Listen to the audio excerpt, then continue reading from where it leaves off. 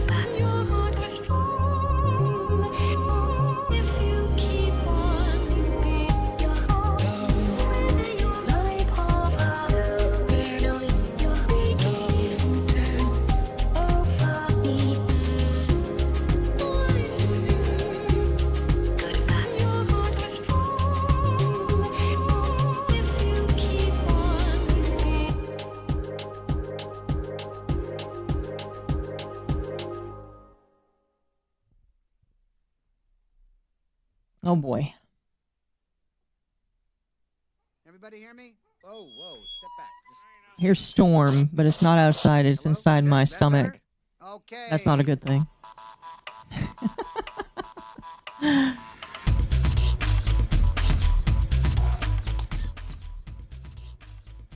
Our stream open on 2 screens. The TV doesn't have a comment ability. Oh, that's crazy. Shout out to all of my TV watchers. You know, I should have brought it up, but it's like 20% of my viewers are like on TV. Actually, I'll see if I can find it right now. A fun fact, chat. If you're like an aspiring content creator, a good chunk of content is actually like being watched on TV now. Let me see.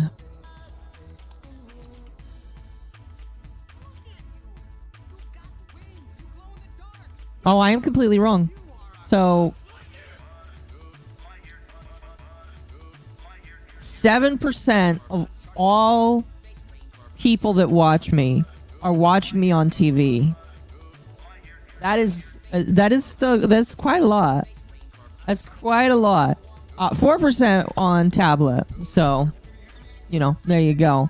And it is still, believe it or not, 46% are on computer and 41% are on phone. So that's cool. How you guys doing today, by the way? Do I need to move you from the tablet to my TV? If you want. That's out of like, and it's measuring my audience from, I believe, the last 28 days. I think. Let's see if I change it to 90 days. Let's see, last 90 days. I change it to last 90 days, it is... Yeah, it's still 7.9%. What about for 2024? Oh, it just doesn't change. Okay. Fair enough. Good enough, good enough, good enough. How are you guys doing tonight? On a topic, did you hear that mentally ill VTuber who got mad for some plushies erased everything on her Twitter and YouTube? That was something I was going to talk about tonight. Do we want to start with that? I was kind of like, I got a lot of little things, chat. I got some big stuff, but I got a bunch of little stuff. Although the little stuff might get outshined by a video that I was sent that looks very interesting and might actually be worth studying. We will see. We will see, we will see, we will see. Spoilers, spoilers! How are you guys doing tonight? Sorry, I'm looking off to the edge because it's easier for me to look over there. I need to not do that. You guys are over here. You guys are all the way over here. Okay. Yeah, how is everybody tonight? I'm doing alright. As always, I am listening to the internet fall apart in real time. Although today I didn't listen to as much drama, I took a sidestep and decided to listen to Wendigoon's new video about Petscop, because we all know that Pyrocynical is never going to finish his video on it. He saw this in an X-rated Gardevoir story. I promise no. EP, it's late. I'm sorry. I'm sorry. Excuse me. But today I was listening to the Petscop video that Wendigoon put out, banishing Pyrocynical to the ocean because he never finished his video. I still want to watch that. It's good to listen to. It's good to listen to. It's good to listen to. I also was listening. So, chat, I want to get your guys' opinion on something. This will be kind of like a general poll. Press 1 if you think that Reddit stories are mostly real, or press 2 if you believe Reddit stories are mostly fake. I'm kind of curious to see what you guys think about that. Because I was listening to a channel that obviously uses an AI voice, because nowadays nobody uses their real voice to voice videos. But so I was listening to some AI voiced videos, and they are all exactly the same on the channel. Half and half. They gotta come from somewhere. I think they come from some demented individual's head. Because all of the stories I listened to from one channel, they were all from the same channel. They were all about a man. There was like one story where it was a female. And during all of these stories, it talked about how the man was seeking liberation from family. The mom was always a pushover. The dad was always a hard ass. And the man was seeking financial freedom. In every single story, the man was seeking financial freedom and he was being taken advantage of. Like, I listened to 5 in a row and they were all basically the same with minor differences. One even included a streamer. And as I was listening to this, I was like, there's no way this is a real story. There's absolutely zero way this is a real story. Absolutely fucking not a real story. It was like a story of a streamer who was successful enough to live on his own, in his own apartment with his own stuff. And it was like a story where the streamer's family were all assholes to him. And his name was like Alex or something. And I'm going to assume that the name was changed or whatever. But like, I don't believe any of them. Sounds like I found a slap channel. Yeah, kind of. Kind of. I sometimes just kind of like listening to random shit. And even though some of that stuff, well, not even some, I believe it's all fake. All right. It's all 110% fake. All right. Even though it's all fake, it was interesting to listen to. And the thing I noticed is a lot of these people on Reddit are all sociopaths. Or just like utterly evil people. Because like the moral of the story for each one was, I got my revenge on my family. And my brother/sister had to see me tear my parents down. And I'm just sitting here like, this is shit. I've actually never heard of a streamer who has a family who disapproves. I've heard of a bunch of them. But it was just like so the video was like a streamer who has a family who makes fun of him, but likes to use his money. And it's just like, okay, there's like a bajillion people that could fulfill. But like successful too? Really? I don't know. I just like... I don't know. I don't believe any of them. I got one for you to listen to. Send it to me. We're not listening to Reddit stories tonight. Tonight, we got... So, again, like I said, we have 2 big topics, and they may take up every bit of the stream. We'll see here. Because we have Kotaku... And I guess we'll see about which one you guys want first. All right, we'll see about which one you want first here. We're not going to start with the 2 main stories. I got some more follow up on everybody's favorite terrorist that we're going to go with first. But like we got Kotaku tonight, and then we're going to talk about everybody's maybe. Well, actually, if you guys watch me, you probably don't consider Elara to be your favorite elf. I don't know, but we're going to talk about her too, because she got demonetized, and I am going to talk about that as well. And before people wonder, I am probably not going to say what a lot of people might think, including her. What did Any Color do this time? Any Color didn't do it. Last I checked, Any Color is getting a whole bunch of new dudes in their gen. So I don't know. That's a good question. It's a very good question, you know. Remember Elara? It's an unfortunate time to get a... That's not very nice. I'm sorry. I'm not going to laugh at that. That's not very nice.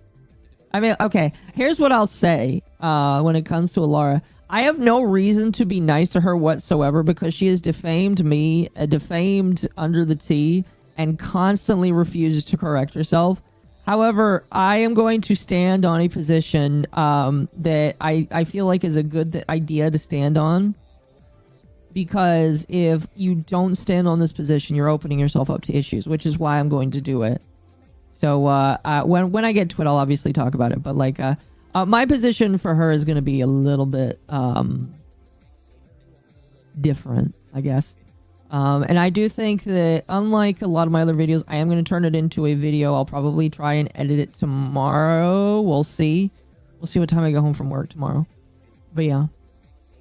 I stopped watching a channel because they actually read them, but not only is it biased and what the story's about, but they never have the opposite side have any remorse. Oh, yeah. The only TTS channel I liked was Chas. Very cool, spooky stories, even though most are obviously fake. All of them are fake.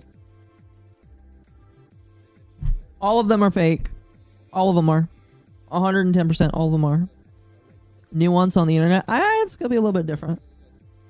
It's going to be a little bit different. We'll see. We'll see. We're not starting with Elara, though. Alright? We're not starting with Elara, though. Because I want you guys to... we're going to build up to it.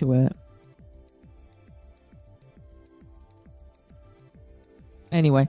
We'll start off very soft and silly. Chat, do you remember who Gunpie is?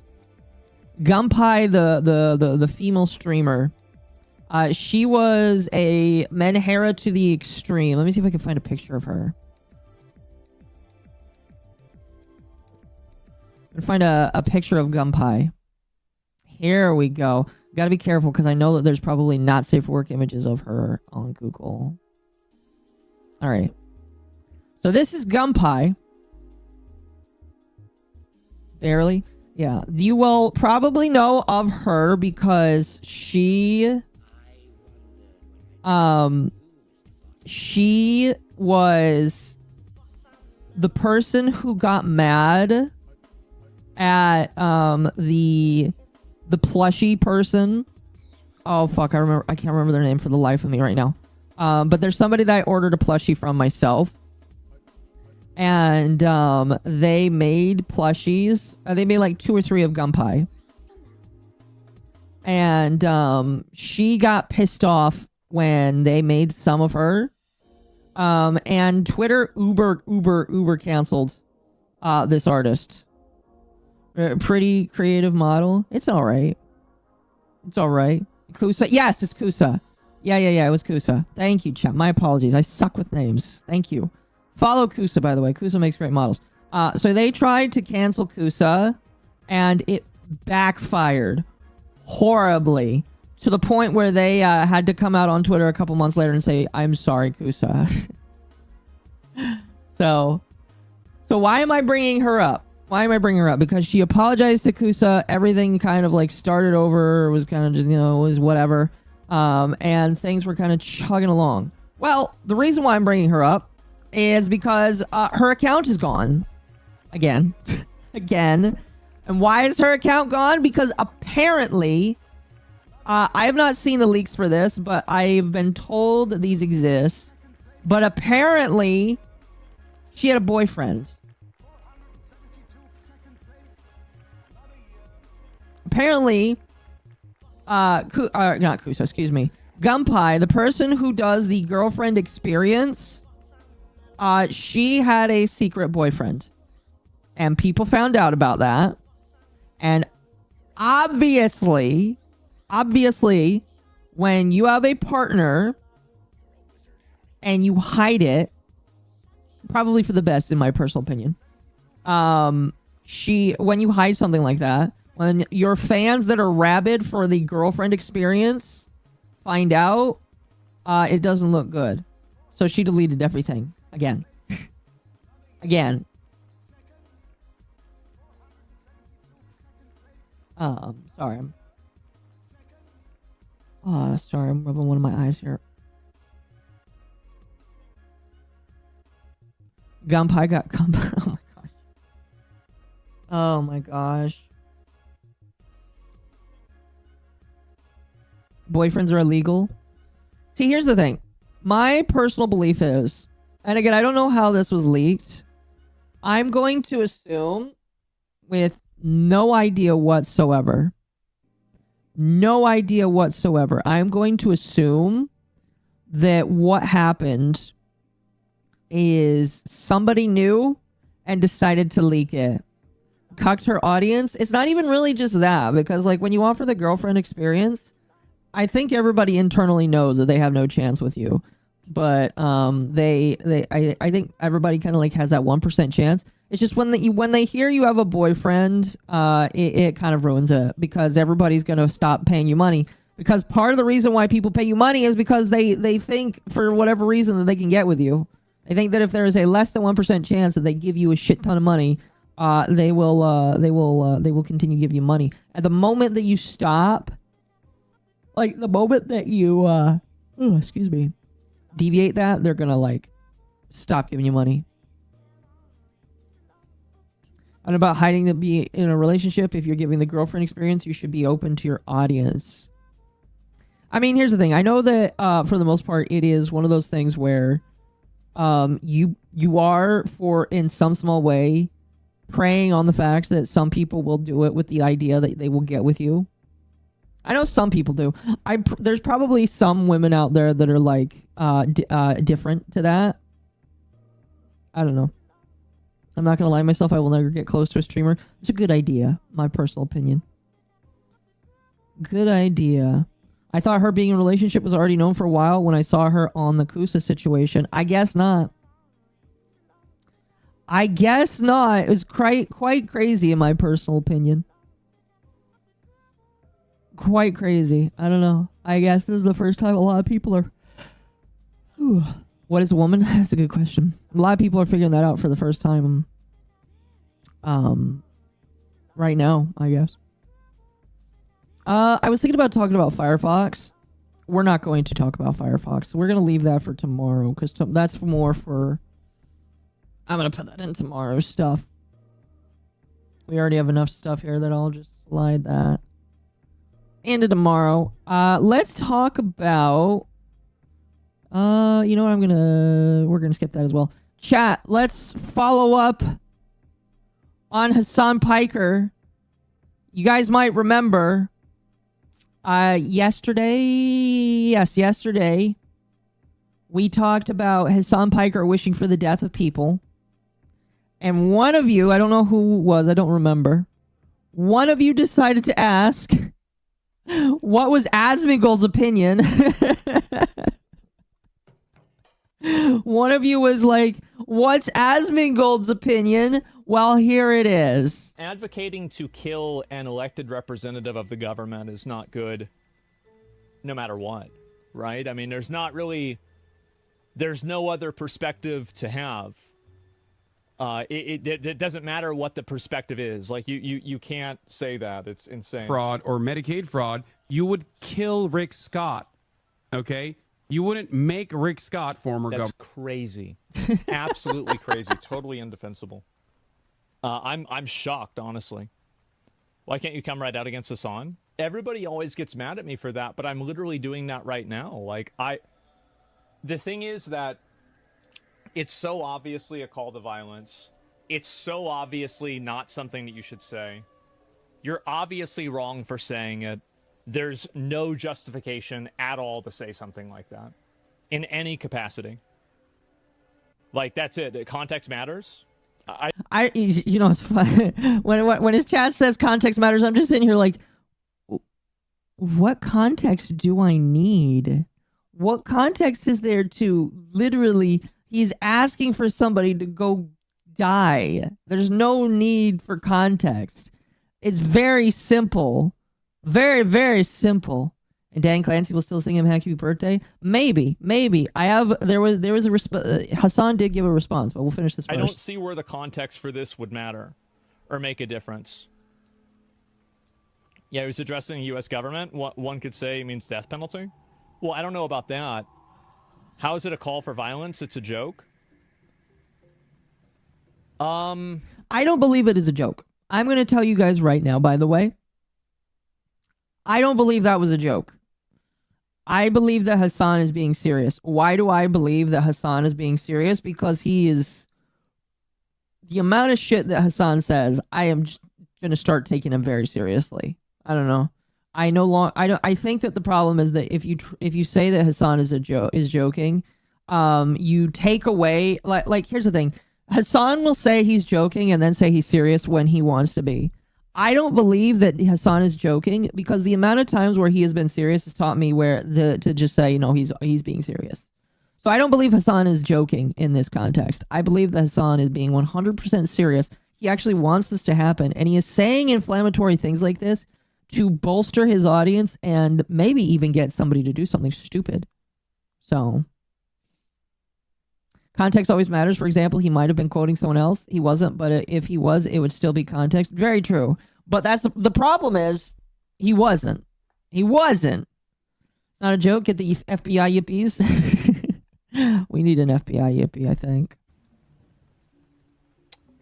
It's a joke.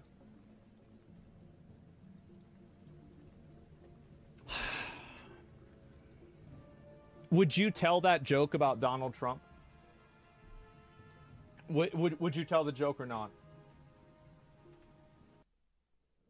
Again, it doesn't matter. Like, it's not, it doesn't matter if it's a joke or not. Nobody's going to take it as a joke.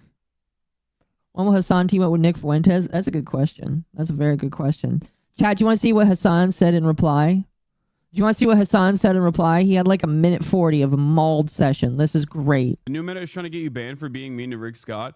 I wasn't even like being directly mean to Rick Scott. What I was saying was like, if the Republican Party truly cared about like monitoring medical bankruptcy, they would literally apply the capital punishment.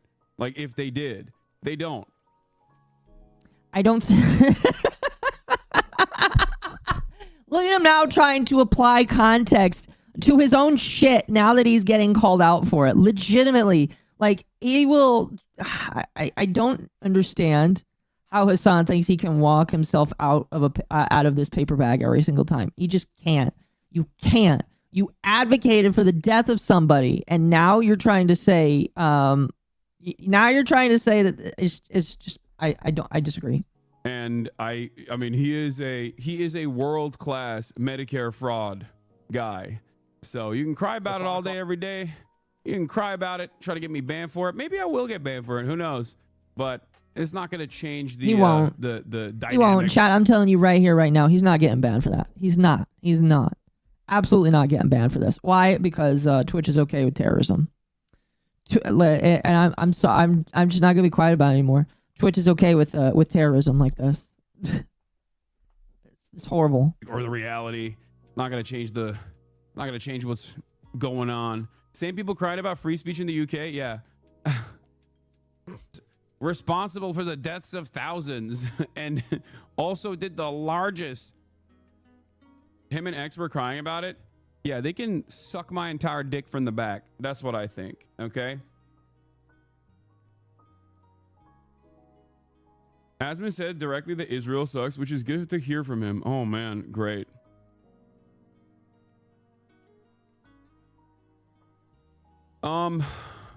Yeah. Dude. Rick Scott oversaw the largest Medicare fraud in the nation's history. Okay. Yeah, go ahead. Defend that, Asman Gold.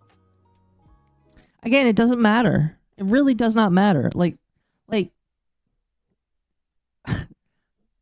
I think it doesn't need to be said, but like wishing for the death of anybody is like I have a hard time wishing for the death of anybody. You know, some people go around saying, "Oh, we need to KYS all pedophiles." It's just like I have a hard time even saying that. I think that they need to be institutionalized probably forever, but I have a hard time saying that just because it's like the death of somebody. Although pedophile is probably the closest thing that I would get close to saying that I'd be okay with that. My argument right now is literally just saying the wishing for death of anybody is like a very extreme action. Not only is it an extreme action, it is an extreme action to wish it on a government individual. All right?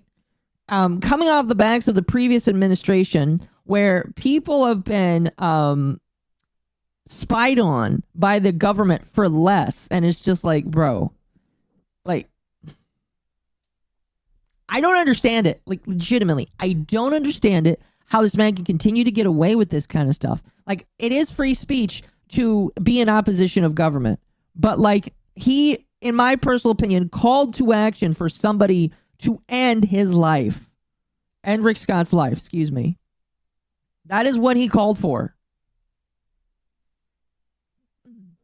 Excuse me. I don't believe in straight up Minecrafting. I believe in the American Mary methods. Look up the movie to see what I mean. Oh dear. X doesn't deserve death has two meanings, differing by tone. Yes. He doesn't deserve to be murdered. No, I disagree. Like, again, like, I don't know all the things that Rick Scott has done, but you should not be wishing for the death of a politician so openly and frequently, because all it's going to do is, like, it's going to bolster people to hate you even more. Also, hello, everybody. I see a lot of you in chat. Holy cow. But you don't do that. It is disgusting. He's inciting violence, which isn't protected under the freedom of speech because you endanger the victims. I would have to ask the lawyer elf on that one. I'm not entirely too sure on that. But again, like, I don't agree with this I didn't really agree with it when I saw right-leaning people begging for the death of politicians on the left, and I don't agree with it when it comes to politicians on the right. Like, if somebody is horribly bad when it comes to the law that they invoke, then, and like, the only time I will be okay with like extreme action being taken is when rights are being taken away. If your rights are actively being taken away, then you can come back and talk to me. But Rick Scott, as far as I am aware, is not going around and taking away your rights. Rick Scott is coming up and saying, we need to have an investigation into Medicaid fraud or Medi-Cal fraud or whatever, medical fraud. That's what he's doing. So, not to mention painting a target on your own back if anything happens. Yeah.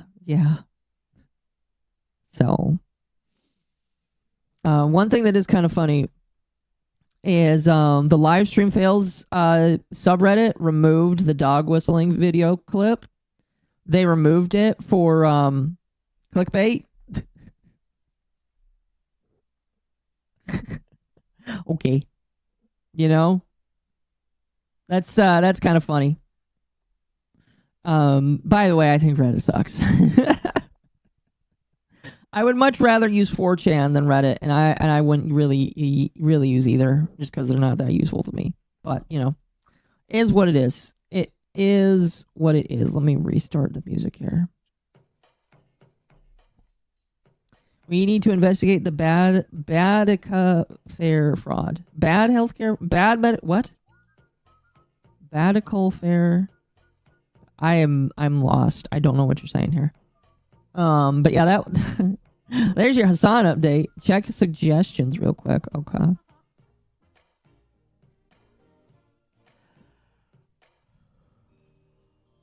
Did you ever talk about Nike? Oh, I have not. Somebody needs to remind me to talk to her about that one. When we're together, I keep forgetting to talk about that with her. Reddit is run by like 3 to 5 people. That's partially true. Excuse me. That's partially true, you know. Because I do seem to recall there was a period where people found out that Reddit had mods, or not mods, it had bots that were written by one person. And because this one person was so successful at their bots, they had this one person become a co-moderator on multiple different forums, and they would take over those forums and put in their own people.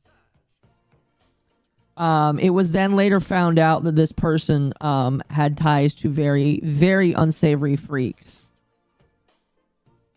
Reddit needs a full reset / purge. It might need more than that. Might need more than that. Oh, excuse me.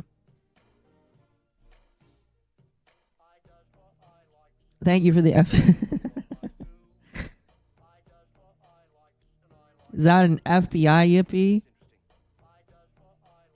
Chat, this is what your FBI agent looks like.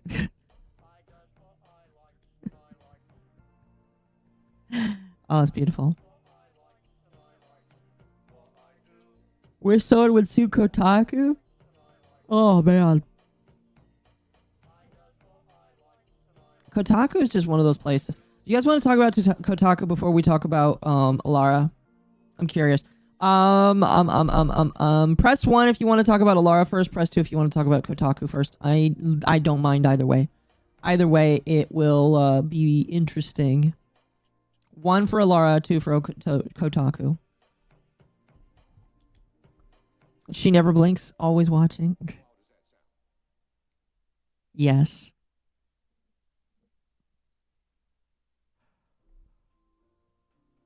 Ooh, excuse me. That's not my FBI agent. My FBI agent is supposed to be a twink. Oh, I disagree. That's your FBI agent right there, chat.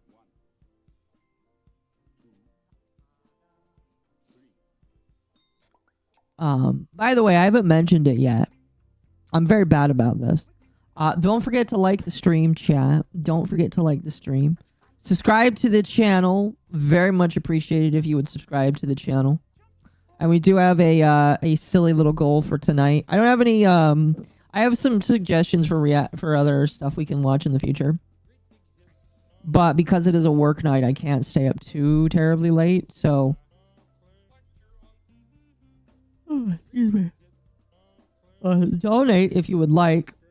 Become a member to the Grand Yippee Alliance, or GYAT. And give them money so they can go to McDonald's. Your twink FBI agent got fired by Doge, and now the autists are in charge. That's terrifying. That is very terrifying. But yes, don't forget to like chat. Very much so. Liking helps bring me to more people. What did Elara do this time? Very good question. The thing is, I really don't know if it is a combination of things or what. By the way, since everybody voted that, we'll talk about her first. Problem with Elara is I really don't know what happened to trigger this. I can only assume based off of her stuff that it's a combination of things. Here, I'm gonna pause that there. So, if you are unaware, chances are there is probably some minor overlap with my channel and Elara's. But if you are unaware, Elara the elf VTuber was recently demonetized from YouTube. I should say really quickly as a preamble that I have a lot of reasons why I may not like Elara and a lot of what Elara does, because she has previously, in my personal opinion, defamed me and my podcast, Under the Tea, and she continues to lie about me and my podcast to this day for seemingly no reason unknown to me. So I do have a bit of a bias to not really like her as an individual. However, I believe that what has happened to her is not right, and even if I dislike her as a person, I am going to come out here and say that I don't believe what is being done to her is right. So I would like to talk about it. Oh no, why? Oh wait, different elf. Yes, we're not talking about the more say so lawyer elf, because we all know that Ava is way more say so. But let me pull up the picture here. I gotta be careful because her channel literally is. I said this like the last time I talked about her, but I have like leaking suspicions about why she was demonetized. So well, I'll just pull this up here. So Elara was demonetized, as it shows here, that according to YouTube, a significant portion of her channel is not in line with the YouTube partner program. That means that according to the YouTube bots, because I do not believe a human did this, or maybe a human did do this. I don't know. But according to the YouTube system, they looked at a lot of her content and said, you are not worth monetizing. And what was the reason? Sexually gratifying content. Now, sorry, I'm holding something in my hands to help me think here. I, in my infinite wisdom, can think that this, even if I do believe that she skirts the line, because in my personal opinion, Elara, you skirt the line quite a lot with some of the things that you do and some of the stuff that you do. Some of the toggles, some of the ways that she poses, I do believe that she skirts the line a lot, especially with the over-the-top stuff that she has. But I still think that it is wrong that she was demonetized. Why do I think it is wrong? Because if anybody gets demonetized, I personally don't believe that anybody should be demonetized from Twitter unless they do something that is considered illegal. And as far as I know, even though a lot of people have told me that Elara does not deserve any good faith whatsoever, I'm going to put forth good faith, and I am going to assume that she did not break the law. Okay? She found out that YouTube is not Twitch. Well, okay, here's the thing. Twitch can ban you for less, which is why this was surprising to me, because Twitch didn't, like the facts that YouTube got her before Twitch did is kind of crazy, because I'm pretty sure I've seen her on the front page before, but, you know, it is what it is. So, yeah. So, she was banned for, not banned, excuse me, demonetized for sexually gratifying content. I will leave it up to you on whatever that could possibly be. Again, while I do believe that she skirts the line way too fucking much, I don't believe that this is right and that she should be allowed to be monetized. Again, I say that as somebody who has, again, been defamed by Elara and will probably continue to be defamed by Elara, even though I am in good faith trying to defend her right to make money on YouTube. I am too kind. I am a pacifist. I am a pacifist. If I truly wanted to be mean, I would have done it by now, but I'm not going to be. So she was initially demonetized, And she asked for everybody to signal boost it. I did say something on Twitter. And my hope is that she gets undemonetized. And I will give kind of like a reason for that at the end. I mean, I'm kind of talking about it here and there, but I'll kind of give a big reason here as we go along. So today, a couple hours ago, she would come out and say that they received an answer for YouTube about monetization and they have denied the appeal. However, they want me to, quote, learn from my mistakes, but, quote, can't tell exactly what to do. No human reviewed the account. I believe that. It is ridiculous that despite your reasoning of, quote, sexual gratification, none of your provided examples or reasons take place anywhere on my channel. Team YouTube explained with actual points or reasons. You will not get that, Elara. I am telling you right now, Elara, you will not get that. You never will get that. Like, literally, if Tyga went to if Tyga got a lawyer and got YouTube to come down to them, and Tyga is 10 times bigger than Elara, in my personal opinion. If Tyga couldn't get an answer about why their channel was removed, you're not going to get an answer, Elara. I'm just telling you right now. It sucks. It's dumb, but you're not going to get an answer. Okay? So, this is the email that she shared. And we're going to read it. I'm not a pacifist, not by a long shot. The last time I've done something like that, I got backstabbed in return. Okay, so I should explain. I am a pacifist, meaning that I will not start a fight. But I will end the fight. Okay? So, if you start a fight with me, I will end the fight. That's it. Okay? Yeah. So if somebody throws hands with me, I will throw them back. I don't start fights because I'm not one of those kinds of people. Anyway, let me read this. I would like to read this, and I will give my thoughts, and then I have a video for us to watch, a decently long video, and we are going to react to this together. It was sent to me, and we're going to review it because I believe that we will learn some things tonight. Maybe Elara will too. I don't know if I don't believe that Elara gives any shits about me. I know that she reacted recently to my gatekeeper take, but like, again, if you want my advice, Elara, here we go. I don't care who started it. I'm ending it. Yes. Anyway, so her email says, I got an update from our internal team about your appeal to monetize your channel.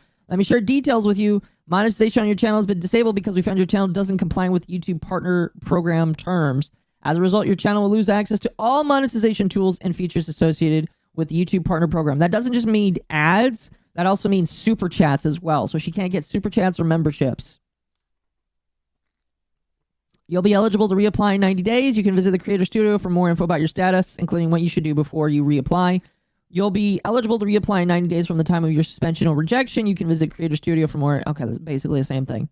While we won't be able to tell you exactly what you need to do, make sure that your content aligns with YouTube monetization policies. This includes YouTube community guidelines, terms of service, copyright, and Google AdSense program policies. Feel free to review and make changes to your videos, content, including the metadata, such as thumbnail, title, descriptions, keywords, and tags before you apply. I will say Tyga is worse. Like, what do I have to put on my phone number in their server in order to chat with it? Yeah, here's the thing. Here's the thing, chat. And this is the uphill battle that Elara will now be forced to climb. We found this out, I believe, from the Tyga situation.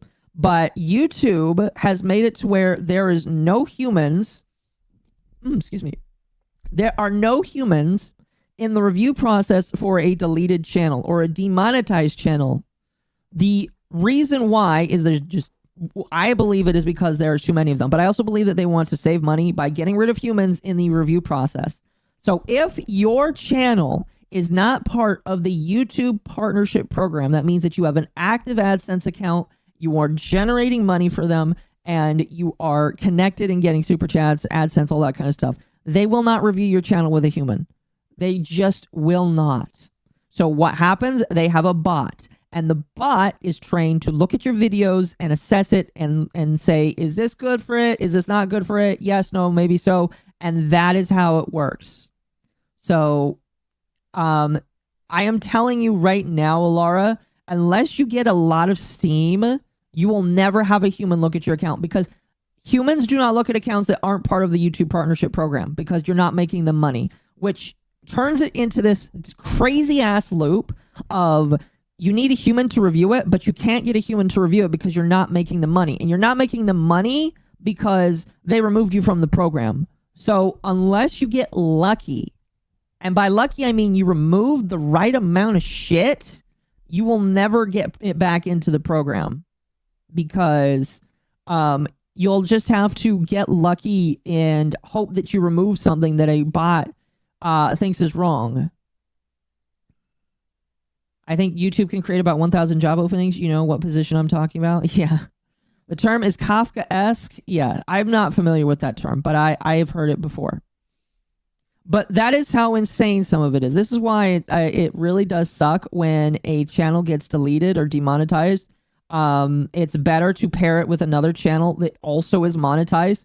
Because if you have a channel that is demonetized paired with a channel that is monetized, it's a lot easier because a human will probably look at it. Anyway, we'll continue here. Just remember to learn from your mistakes and keep going. Don't let policy violations get you down. Think of these as opportunities to be familiar with the guidelines in place and improve your content. It's your chance to level up your YouTube game. It's very cringe. Very, very cringe. To shed some light on how our policy reviews a channel, our reviewers carefully check content that best represents the channel against our guidelines. Since our reviewers can't check each video, they may focus on certain parts of the channel. Some of these are the channel's main theme, most viewed videos, newest videos, big proportions of watch time, video metadata, including titles, thumbnails, tags, descriptions. Keep in mind that these are examples of content our reviewers may assess. Our reviewers can and may check other parts of your channel to be sure it fully meets our guidelines for monetization. With that said, I encourage you to review and make changes to your videos, content, including their metadata, such as thumbnail, title, descriptions, keywords, tag, or delete any video that you feel is violating guidelines before you reapply. I surely want to help you make the channel even better, so here's some resources that can help you. So while they will not actually give her direct pointing, while they will not directly point out what is wrong with her channel, they are telling her where she can look. But like, that's still a crap. Like, if you are a creator, like this is something that I learned the other day. I have almost 1,000 videos on my channel. All right, I have almost 1,000 videos. You want to know something that's funny? Most of those videos are shorts, or a good portion of them are shorts, and then another good portion of them are streams. So it's just like in a sea of content. Where the fuck is she supposed to find that violation? Like, is she supposed to individually go through every single video? I don't think that she's got the time for that. Maybe she could pay someone for that. I don't know. But she doesn't have the time for that. So, yeah, it does kind of suck when you've got a company that says, you've got a problem. Well, what's the problem? Well, we can't tell you where it is. We just need to tell you to remove it. Now, I don't know exactly why they won't tell you where, but, you know, I already get dogged on by the IRS for shit like that. So it's just kind of par for the course, in my personal opinion. You know, it's kind of par for the course.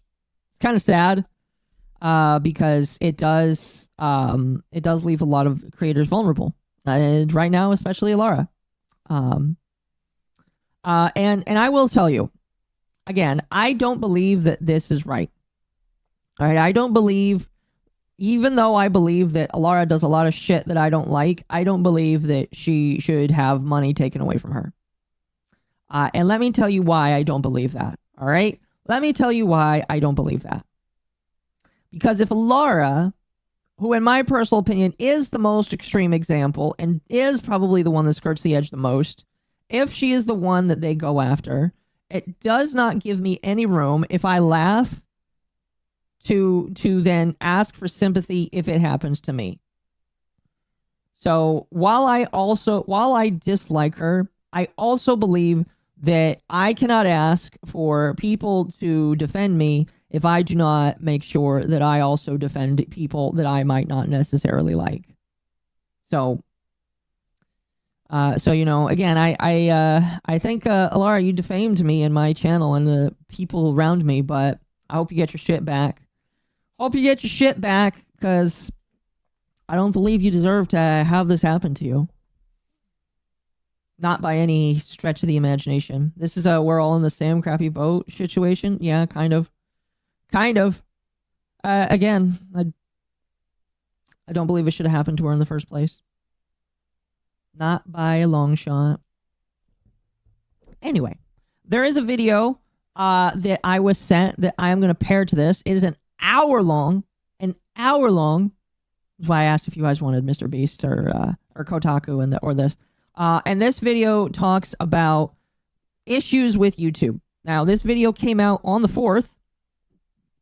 On the 4th of February.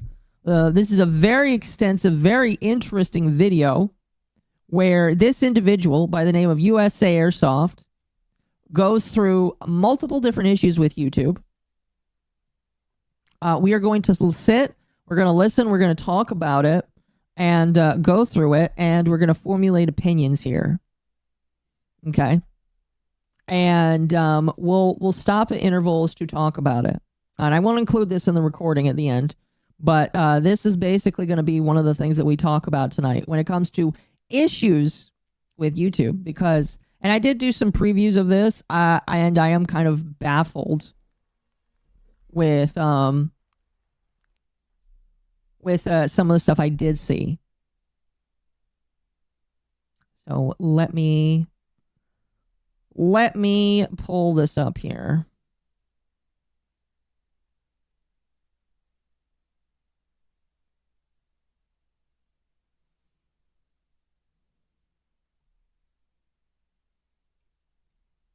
Okay, so this is called Exposing So Many Serious Problems with YouTube, Shadow Ban, Suppression, Corruption, and Hypocrisy.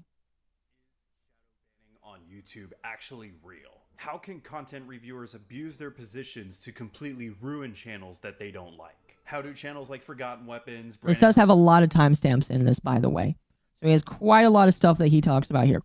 There is a shit ton of stuff. And I'm going to assume that this guy talks about stuff, is going to have a lot of opinions because he's an airsoft channel.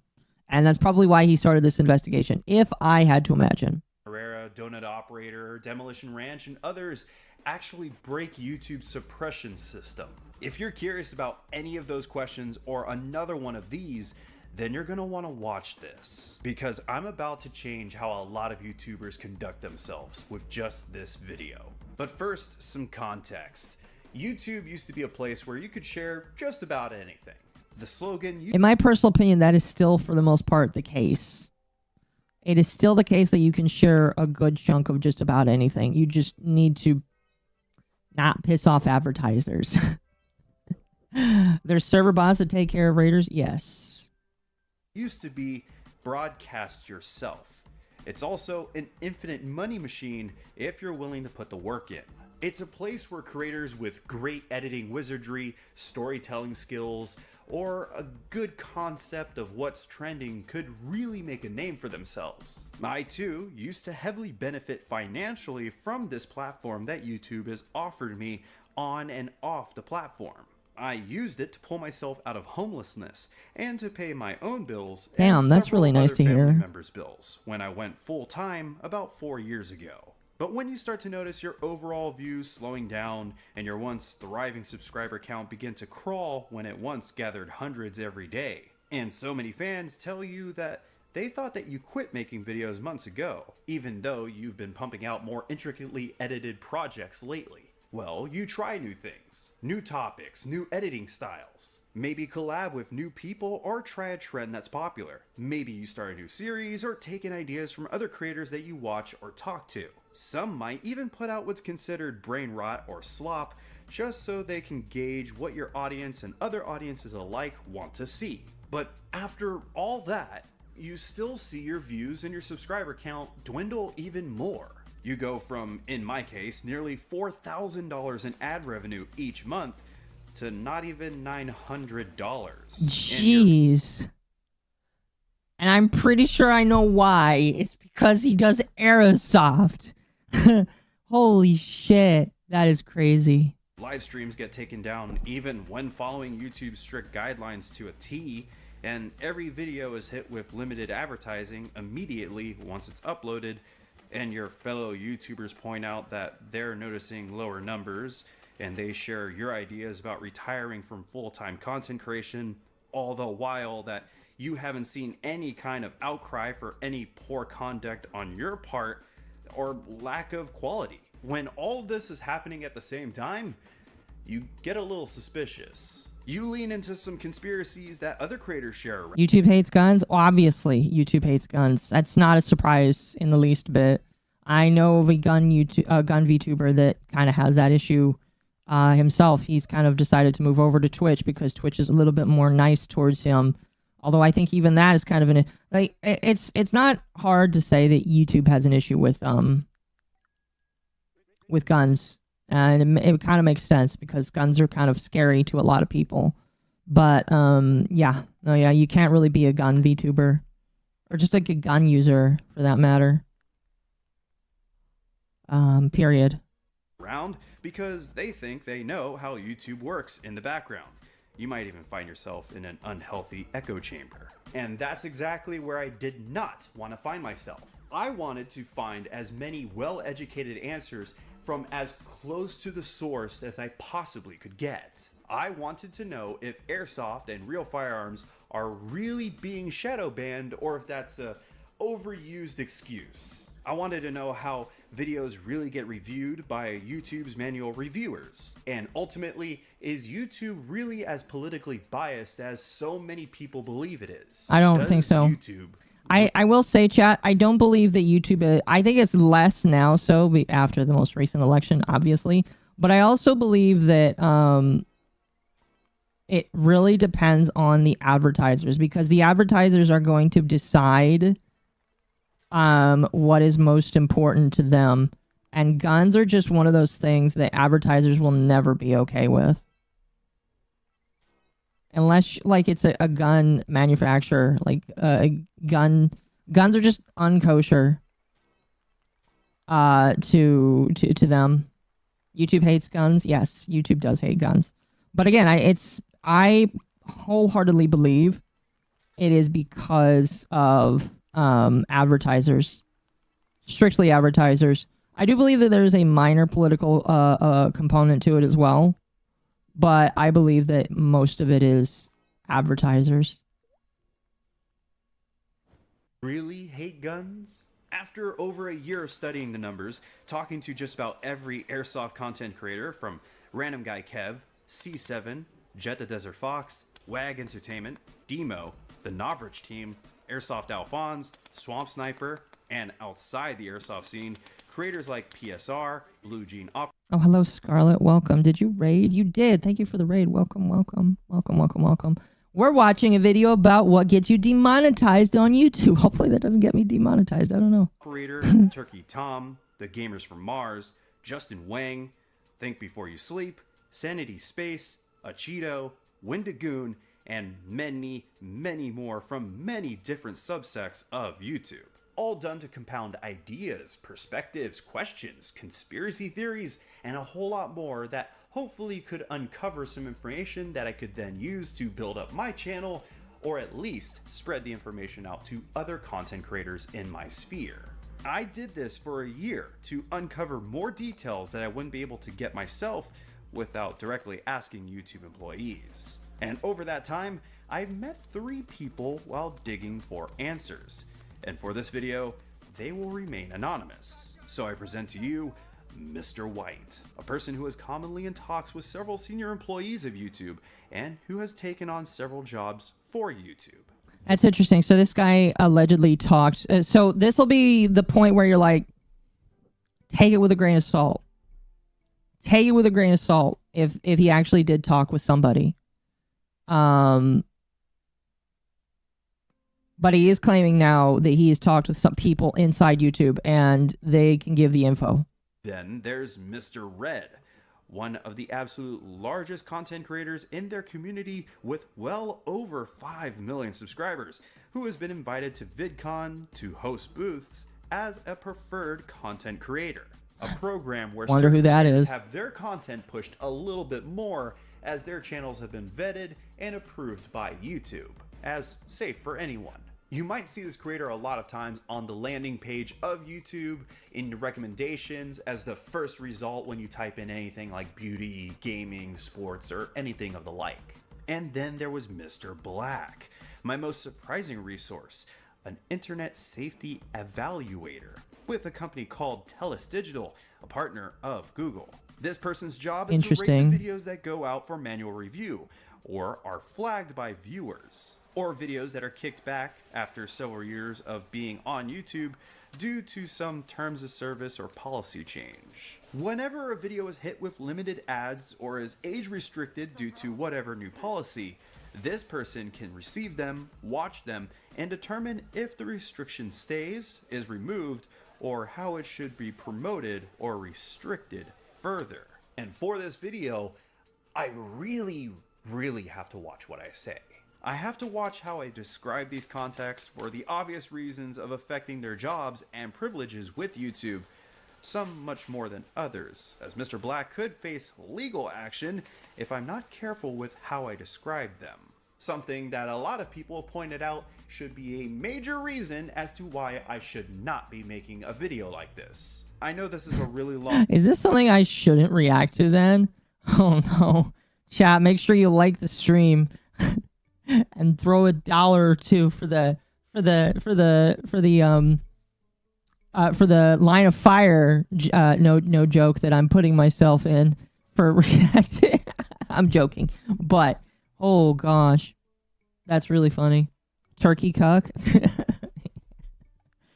Oh man, I have nothing to say about Turkey Tom. Holy cow. Long setup for this video, but here is the entire list of questions that I asked Mr. Red and Mr. White.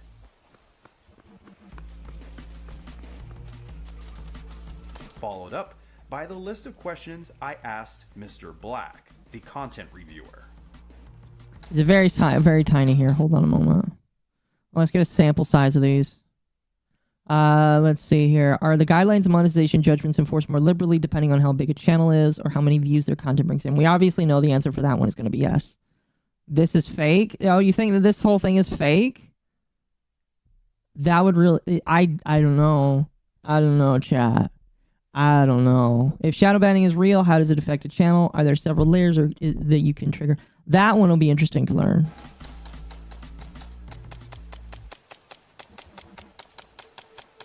I'm going to shrink this so that the guns are less visible.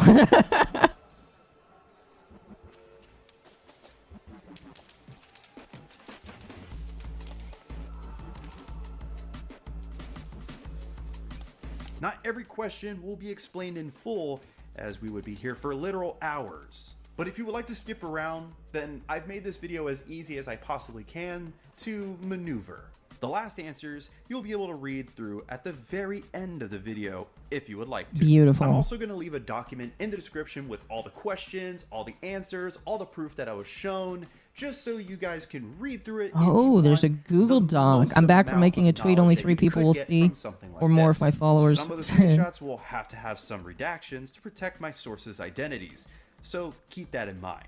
And for all the YouTubers or Twitch streamers or whoever wants to make a reaction video to this, hello! We start this interview with a few questions pointed towards Mr. Red and Mr. White, our YouTube employee and our preferred Talk about me. First up, does YouTube know the difference between airsoft content and firearm content when it comes to community guidelines or monetization availability? Mr. White answered with, YouTube themselves know the difference. The computer has a general idea, but is not of the full understanding. And anything that's dangerous, they could think is real. To be as fair as possible, we're all dealing with AI whenever we upload a video. That's what determines a lot of the monetization problems that we have. And if you don't have full monetization, your video is going to be hindered with the growth that it should be receiving. I mean, if YouTube's not going to make money off of your content, then what's the incentive for it to share it around? We also deal with human reviewers that might not always know the difference between airsoft and real firearms content, or have no idea how this is obviously we've known this. I just explained this, but really yeah, dangerous or not. So it's best to stay safe than sorry. The AI that triggers limited ads or terms of service violations isn't looking for the orange tip. I can't tell if he doesn't have a chin. That's not nice. Gearbox. And if anyone can use the words airsoft and firearm interchangeably to try to get around triggering the system, then it has to go after all of the creators featuring realistic guns, that being real or fake. Question 2. Do you think channels that intentionally refer to their real firearms as airsoft in videos to circumvent guidelines violations can have a negative effect on actual airsoft content treatment? Mr. White said, to answer that question here, absolutely. It's definitely unintentional, and YouTube wouldn't purposely try and harm the airsoft community because of it. But once people start doing things like that, then they have to start cracking down on airsoft because of the fact that they can't properly train their AI to ensure that it's a real gun versus an airsoft gun. It has to be a broad language. I've always had a nagging fear about this. Whenever channels have said that their real firearms are airsoft replicas, I've always thought that that could one day backfire And on it the does. airsoft community. It does. I can agree. It definitely does backfire because, oh yeah, that makes 100% sense. I didn't actually think that people were doing that, but that's insane. Airsoft has been ruined because of that. That's great. Sorry, I mean, like, this is and also isn't like related to basically what we're sitting here talking about. Oh, that's crazy though. So many channels that I've watched have done something like this, holding a real AR-15 but saying, "Hey YouTube, this is an airsoft gun." Yeah, to don't do skirt that. around That's any so possible dumb. Monetization or visibility / discoverability issues. I have no intention to snitch out any of the content creators that I've watched and maybe that you've watched who have done this before.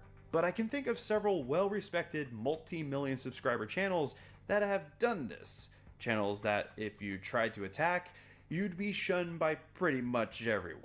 I'm not surprised that YouTube wouldn't be too happy with anyone trying to trick their content reviewers or the algorithm by referring to real firearms as airsoft replicas. And it's not surprising that YouTube's AI Not a would gun on a have to gun, be yeah. altered after a while to crack down on this workaround. If something you're doing is at risk of dropping even a little bit of YouTube's ad revenue because you figured out some cool new trick, they're going to do a lot more than just ask you to stop referring to your real firearms as airsoft replicas. Question 3. Would YouTube suppress airsoft content as a whole, or is it a creator-to-creator, case-to-case basis? Mr. White said, I'm not 100% familiar with how YouTube chooses things like this. To the best of my knowledge, they don't intentionally suppress anyone unless they are doing dangerous activities. There are many large airsoft channels that do it safely and don't show off overshooting and such. I can agree with that to an extent. I personally don't believe that the top of the leadership of YouTube want to intentionally snub airsoft from their platform. It doesn't get hit piece articles made against them. It's like saying No Minecraft one yourself. is Yeah, taking them kind to of. court for having airsoft content on their platform. And it can generate some good money for them, which is ultimately what any company wants. Or you can say that this is my way of playing devil's advocate. I like doing that a lot whenever it comes to big situations like this. I do find it interesting though how Mr. White mentions overshooting videos and such. Rage bait will always be a problem in any community, and I can see that becoming a problem in our community since, love it or hate it, rage bait like overshooting, intentionally hurting people, fight videos, cheating for the sake of capturing arguments on camera, and other stuff like that gets the most views in airsoft. You can't lie. It does. It does. And unfortunately, rage bait stuff. Unfortunately, rage bait stuff kind of kills stuff for a lot of people. Mr. White. Yeah. When will companies be transparent about this kind of thing? Never, because they don't have to be. You would have to force them. And I say this as a joke, at gunpoint, basically.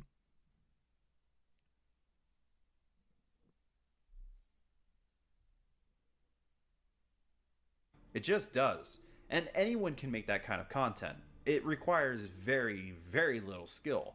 People literally re-upload other people's rage bait and flip out compilations over and over just for a little boost of ad revenue.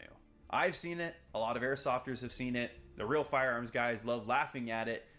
It happens a lot, so much so that even Moist Critical made a reaction video to one of those flip out compilations. So even if Charlie is reacting to that kind of stuff instead of any of the positive videos the actual airsoft community praises, then I'd feel safe saying that the negativity is what the majority of people outside the airsoft community sees from us. Question 4.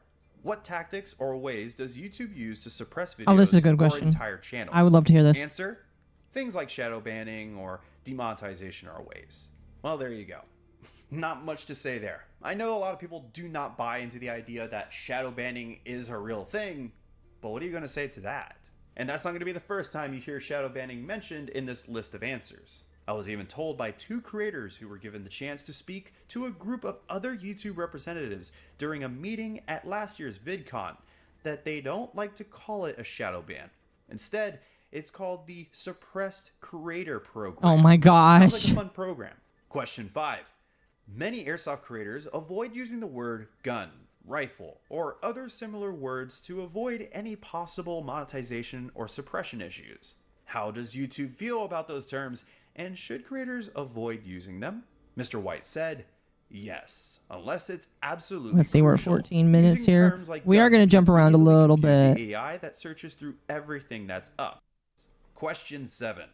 Where some creators have a We're gonna hard jump time past the getting gun views questions. on normal long-form content, others find it very easy to get views and monetization on nearly any shorts video, leading to an explosion in new subscribers and discoverability. Why does it seem like there are different rule sets for these 2 types of content?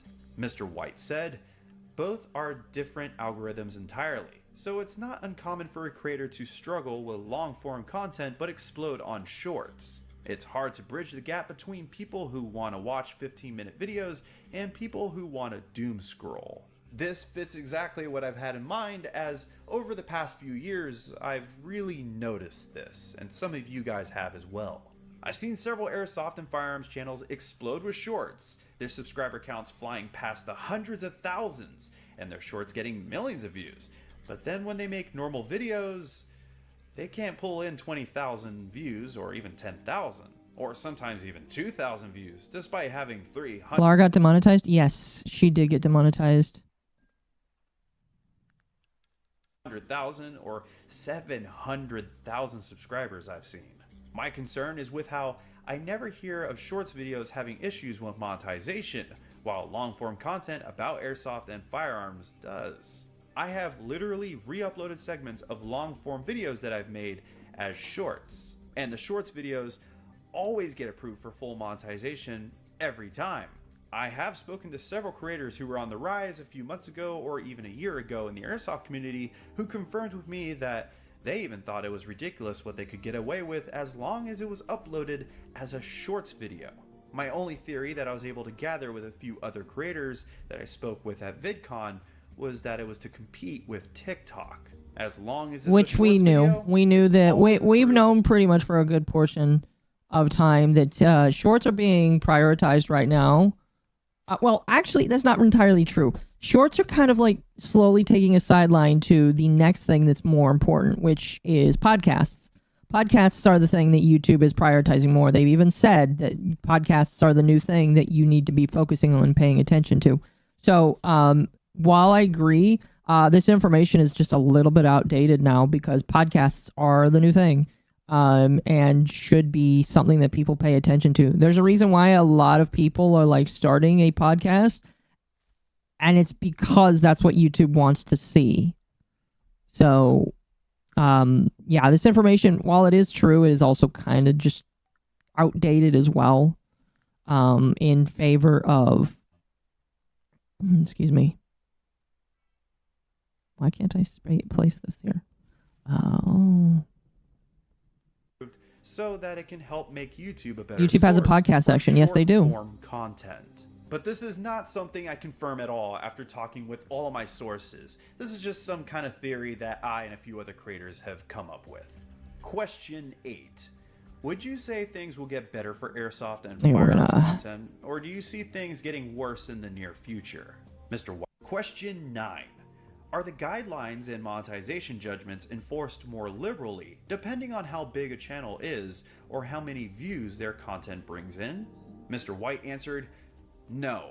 YouTube doesn't particularly care unless you're like MrBeast level if you're breaking their guidelines. Interesting. They're going to grant judgment regardless, especially when it comes to firearms. Okay, Chad, do you agree? Do you think that that is true? I don't know.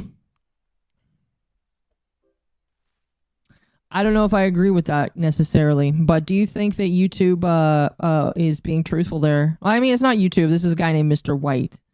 But from the sounds of it, at least according to these people, YouTube doesn't really care. If you break the rules, you break the rules. Yes? Yeah, because from the sounds of it, if you're MrBeast levels, you'll probably get away with murder. But if you're, like... If you're a small regular chat, like this is why it wasn't really surprising. This is why it's not so surprising to see Elara get demonetized. She is a decently sized channel, but she still got demonetized, and that's because she did something that YouTube didn't like. It's just the question is, what specifically did she not do? What specifically did she do that made her get demonetized? Some big channels get cooked over nothing. Yes, some do get cooked over nothing, and that's why it's just like I can believe this. If an article got written that causes bad PR, it's going to happen. Well, that's completely different, but yeah. Because of how things are in the world today with guns, that's a risk they can't take. I admit, this answer is definitely not going to be accepted as truth by a lot of people. No matter what platform it is, there will always be doubts if the biggest breadwinners are still on the same level as everyone else when it comes to the rules, especially with situations like with Hasan Piker. As it's been shown very clearly. Okay, but that's Twitch, and Twitch is Twitch. I don't feel like that is comparable. He's allowed to break Twitch's terms of service repeatedly with immunity. What I will say is that this answer does track in my experience when it comes to YouTube. YouTube cares a lot more about their outward reputation than a lot of other platforms do, in my opinion. They do. But I also know, because of my years-long investigation to make this video, that it's not always the big wigs at YouTube that pass down what could be. Only 2 people can avoid these rules: under 1K channel, hard cap, and top 1% channels. Anyone in between is under fire. Fire. Yeah. Yeah, very true. It's a combination of ideology and size. Yeah, I would agree.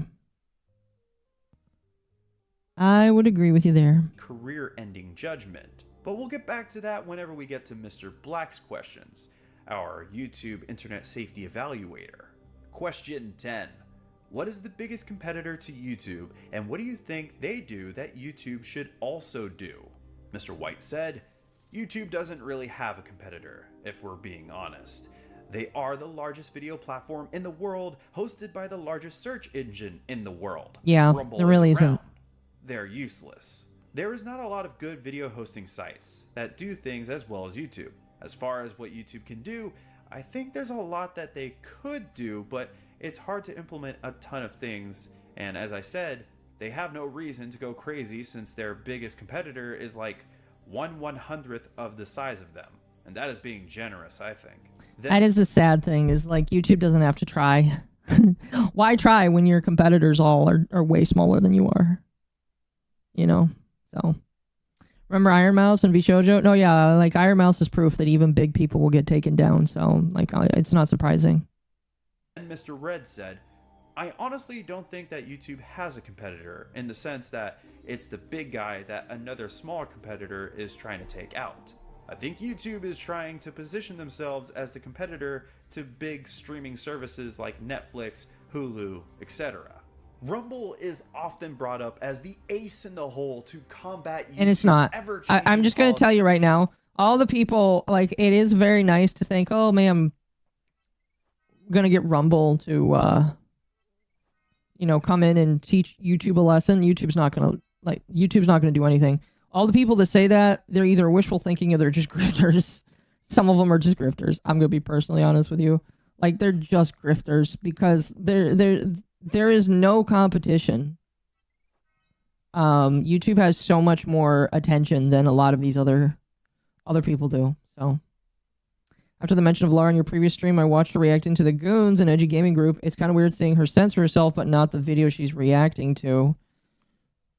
Well, yeah, she kind of has to now because she recognized that she can't just do whatever she wants. I mean, there's a reason why whenever I put up a video on YouTube, I censor all swearing. because swearing is a good way of getting yourself demonetized too.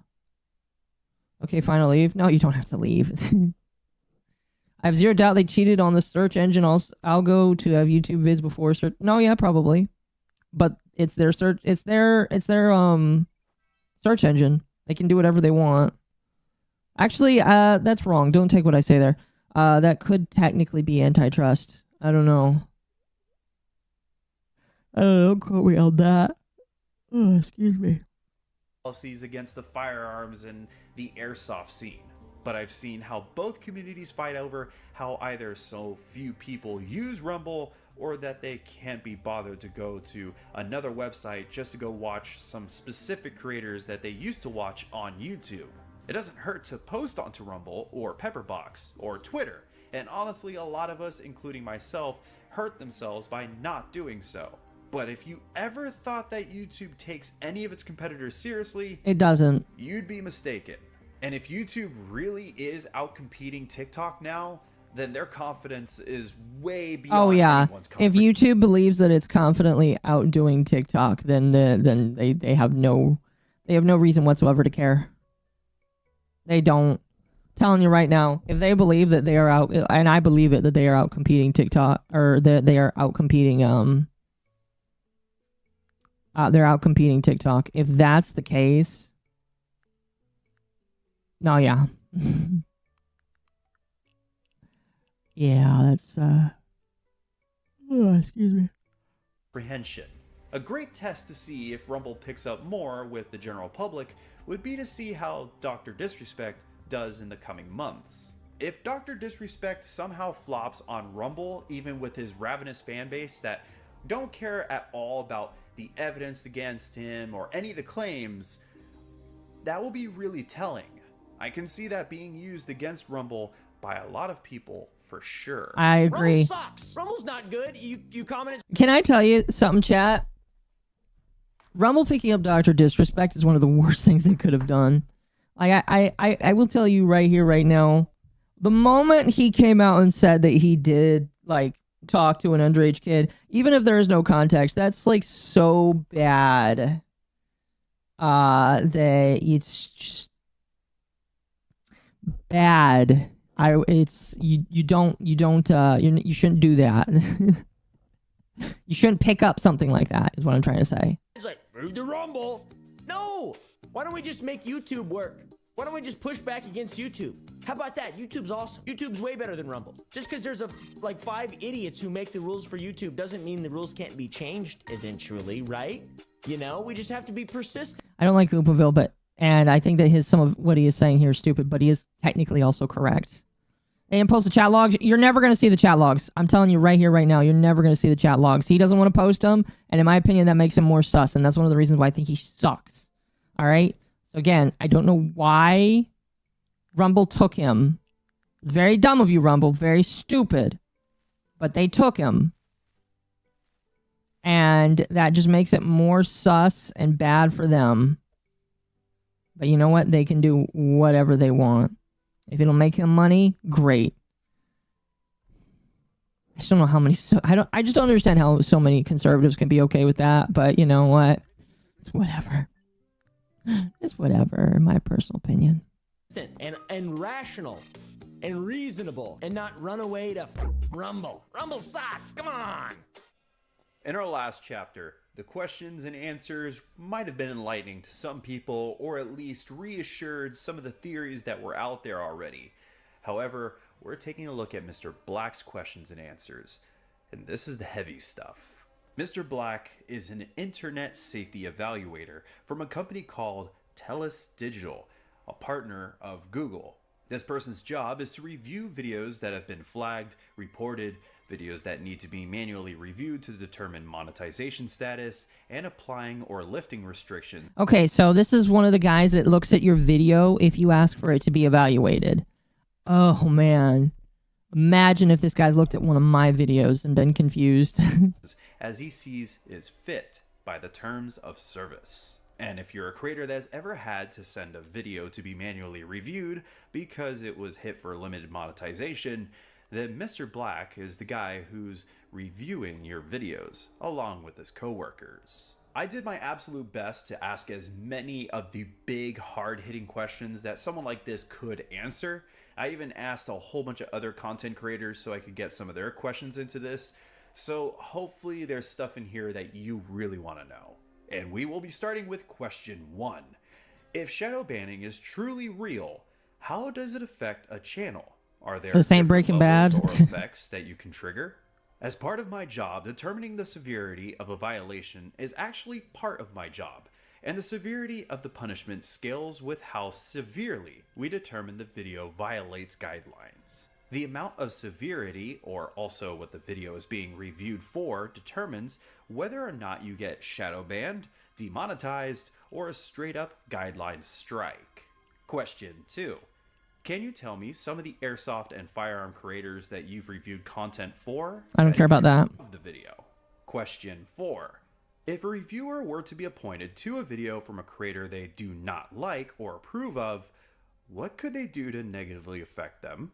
They could totally abuse it because you can rate a video inappropriate without stating any reason. What? Oh no. Oh no. So if you have a video reviewer that fucking hates you, they can ruin your channel. Oh man, that is insane. Is your Twitch thing on this active? It should be. Wow, that I appreciate the honesty there. Again, it's take it with a grain of salt if you believe that this is actually real. But this guy is basically admitting, if I don't like you, you're fucked, and I don't have to tell them why. This ties to the screenshot shown in the above question, because inappropriateness can absolutely be rated regardless of what the video actually curtails. You can simply mark a video as highly inappropriate, and they honestly don't do any reviews on the answers we give.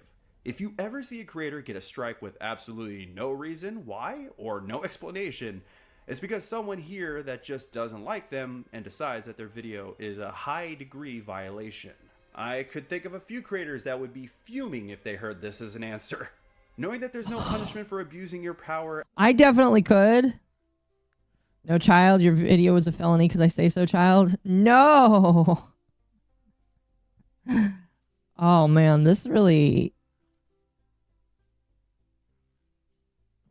Do you think there could be legal recourse against that? I don't know. This is a video that Legal Mindset needs to listen to.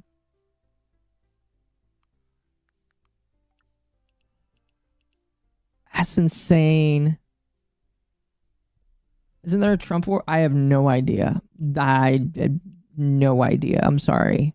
As a content reviewer is absurd. To think that you can cause so many problems for big teams of people that depend on their channels for paychecks just for someone who wants to mess with them can hit your growth with a shadow ban or even a channel strike.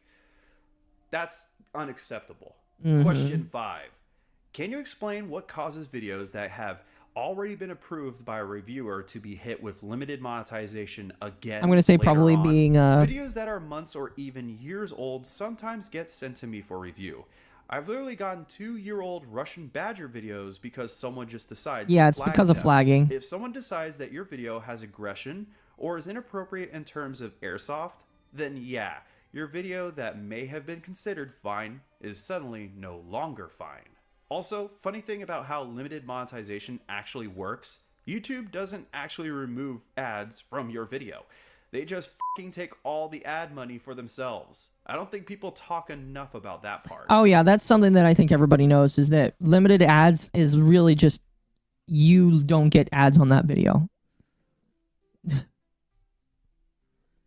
Oh man. I think that that's who receives appeals that are instantly rejected. Maybe. I remember a couple years back when the Actman had his entire channel demonetized due to a joke that he made on Twitter that someone wanted to take seriously. Even though it was demonetized supposedly, I still saw ads being played on his channel because his channel still pulls in views that YouTube could make a lot of money from. And if they don't need to cut him a piece at all, That's pure profit. As for the first part of Mr. Black's answer, I don't think anyone is really surprised that videos that might have been accepted for monetization get hit back and forth periodically. My most viewed video ever is constantly hit for limited ads and then fully monetized, but as of about 3 months ago, it has been hit with limited ads and is no longer allowed to be appealed, which killed its upward trend. That video hardly gets any traction anymore, and I rarely see comments get posted about it now. Limited monetization equals death for most videos. But if your video somehow still brings in tons of views, somehow, don't expect to see the rates you should be getting. I may be getting 37,000 on this video the past year, but that is only gonna get me about $40. That's about Jeez, $1. that's crazy. Hey, Elon, when you're done with Doge, can you nutcrack a bank account of the Jazz as the... Thought any of this was okay on any level? This is why Luigi well, okay, we're not going to talk about that guy. Yeah. It's a hard conversation to have when you're built off of ads. But I know what you mean. For every 1,000 views on an 18-minute long video. Question number 6. A few times when a video of mine is confirmed to not be suitable for most advertisers, I'm given a timestamp that doesn't appear to have any suspicious behavior or content. Do some reviewers just list any timestamp to rush the process along, no matter if it makes any sense? Absolutely. I'm going to be honest with you. Most of my coworkers barely even look at the videos that we're reviewing. Oh, man. How has nobody seen this video? Holy shit. Again, this is like subjective, I guess. But like, what the fuck? Oh.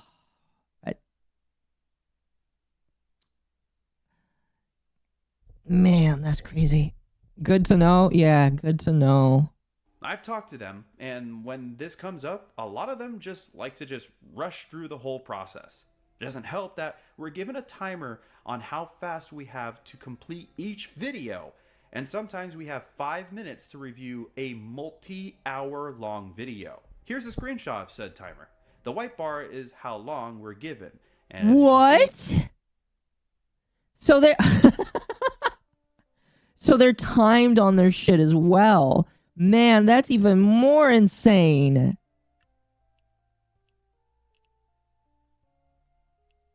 Wow. Excuse me. That is crazy. The fact that they are timed to look at video. They only have 5 minutes to look at a video. But why? I mean, I understand that you have to look through multiple videos. I need to send this to Eva. Just gonna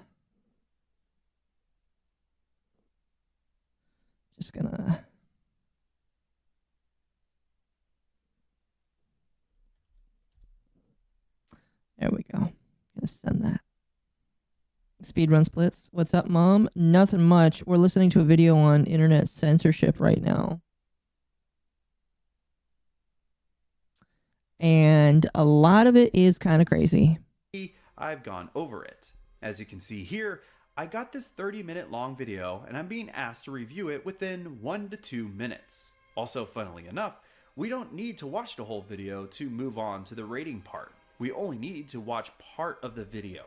And funnily enough, this is only for certain videos. As you can see with this one, confirming that we actually watched the video is less important than us researching the reputation of the uploader, which sometimes has a...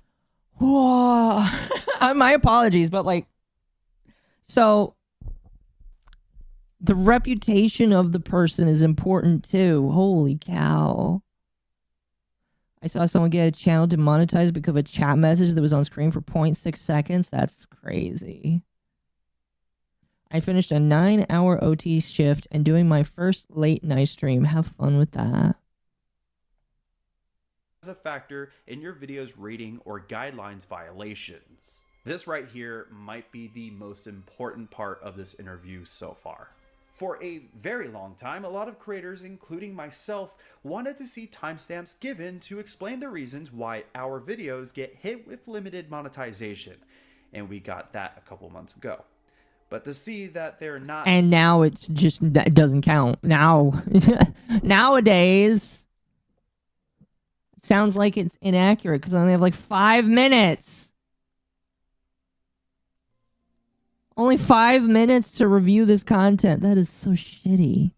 Not being used the right way basically makes them useless. And to find out that content reviewers get 1 to 5 minutes at best to review a video, no matter how long it is, that's a big deal.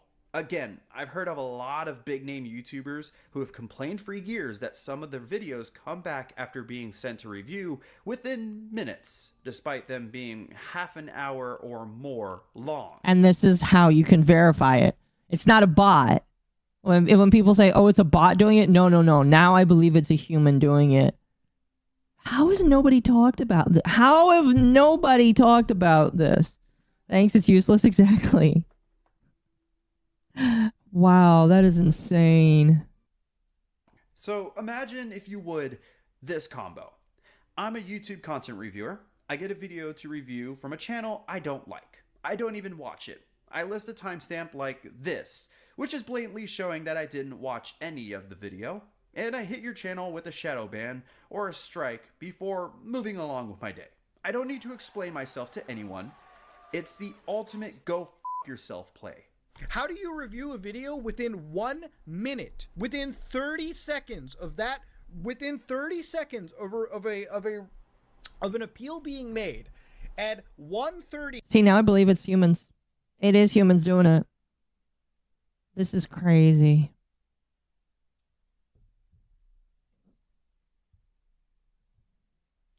Someone said to send a 12-hour video of paint drying and mass report it. Yeah, that's sad.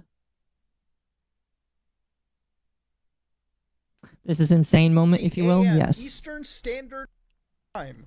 Do you find someone that will sit down and watch an entire 12-minute, 19-second video in 15 seconds flat and come to the idea that I am scamming people within the first 30 seconds of the video? Even if all you watched was 15 seconds of the video, I have specifically stated it's a scam, okay?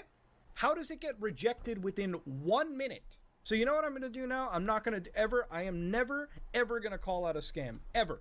Question number 7. And then he would proceed to call out scams multiple times later. At this point, I want the bot because it can be petty little shit. Yeah, no, yeah. This is... I wonder how easy it is to get hired by a company like this. Airsoft channels have no idea how to rate their videos as none of the options properly fit most airsoft content. Which option would you suggest for the majority of airsoft content? I don't care about this. Answer. Question 9. What are some of the most unfairly judged content topics, in your opinion, on YouTube? Commentary channels are subject to harsh judgment. No! Airsoft and firearms content alike also gets judged severely. Anything that is even remotely right-wing. I get political videos every day, and I'm sick of it, because none of these creators even say anything crazy, but they end up being reported. Anything right-wing or anything edgy, and not safe edgy, just gets judged extremely. Not to mention, this rating is completely independent of all other guidelines violations. So if a video is too mean, you can get judged for it. I know you've made jokes about Mexicans, and technically you're not supposed to do that, even if you are Mexican. That's hilarious. So basically, any edgy humor is a no-go, and anything even slightly right-wing is a no-go. Technically, if you upload a video reporting on Trump talking about his immigration policy, for example, that itself, even though you're just conducting journalism, would be a high-degree violation. Now, I didn't realize that I asked this same question twice during this extended interview, so here's just another half of that question. What other groups are in a similar predicament as the airsoft and firearms content creation community? Answer. Commentary for sure. The commentary community gets targeted a lot. Any content that is slightly right-wing. Mainstream media gets put on my desk as they're spewing hate speech when they often are not. Martial arts content is another one.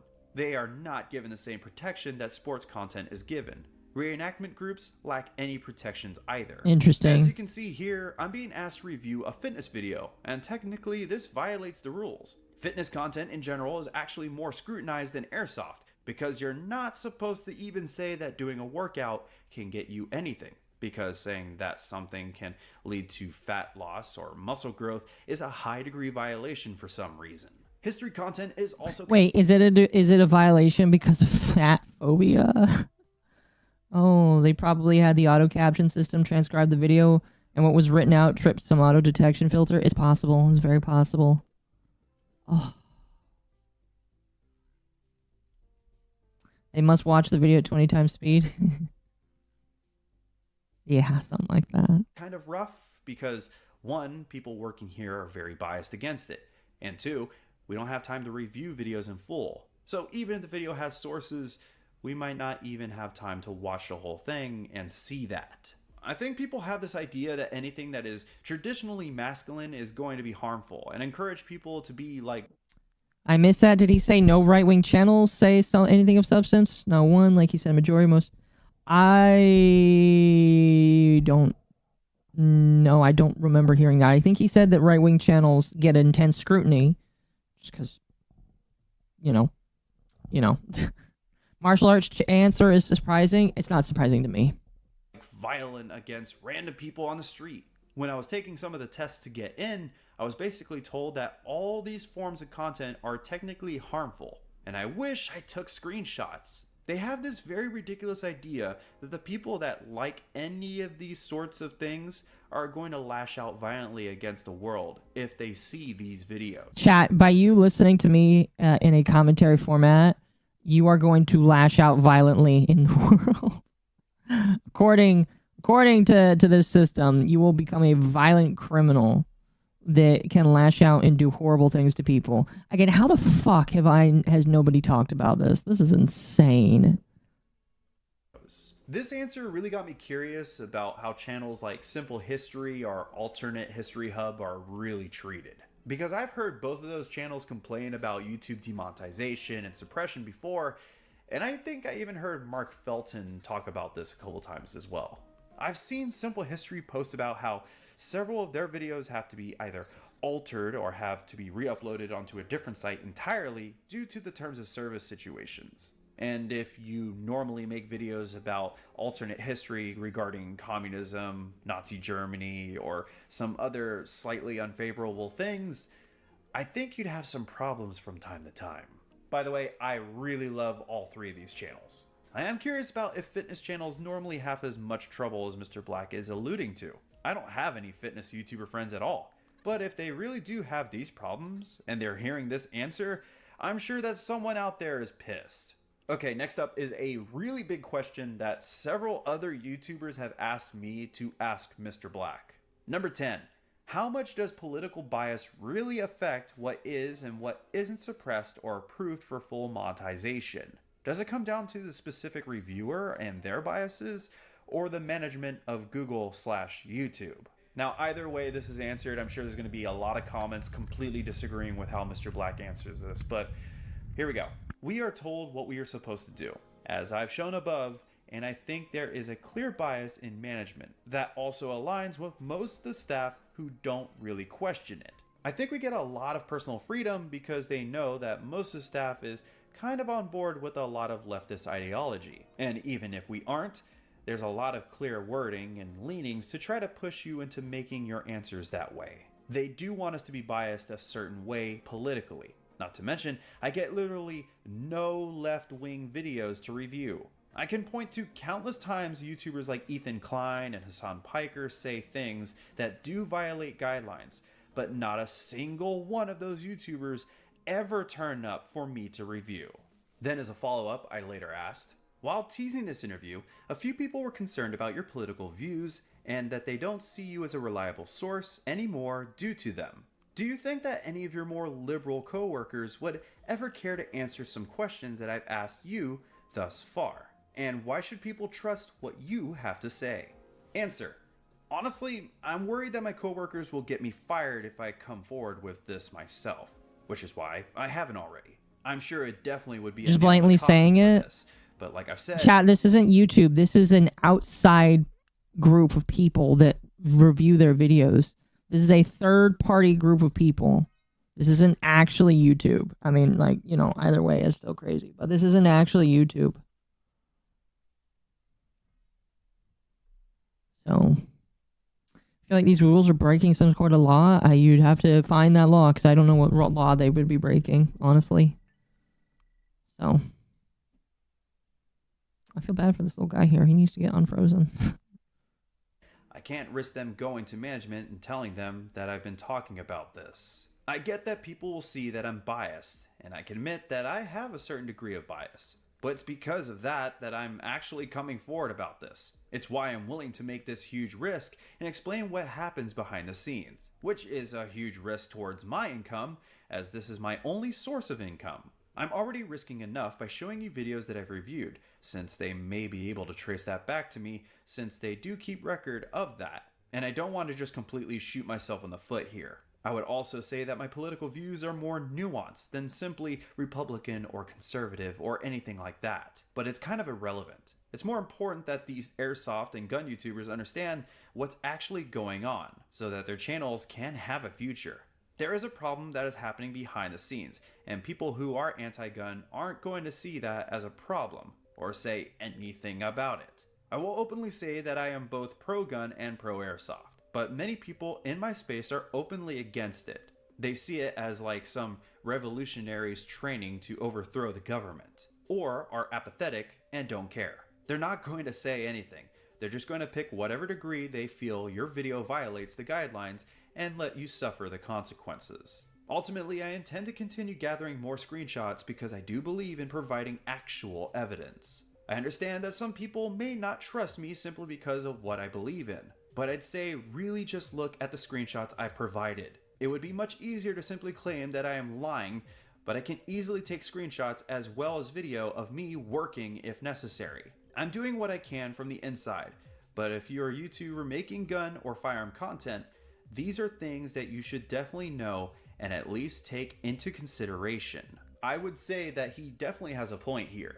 I try to be as indifferent and stay away from politics as I can. Probably a good idea. That's why I'm endeavoring personally to stay away from politics as much as I can, because it unfortunately is a landmine that will put you in trouble. But from the sounds of it, if you engage in politics, it's bad. And really, no better way for me to say that. It's just bad.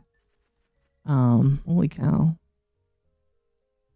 Industry like this, but honestly, I would think that you're really stupid if you're trying to ignore all the evidence, the answers, and everything else that's been said here because of how you lean politically.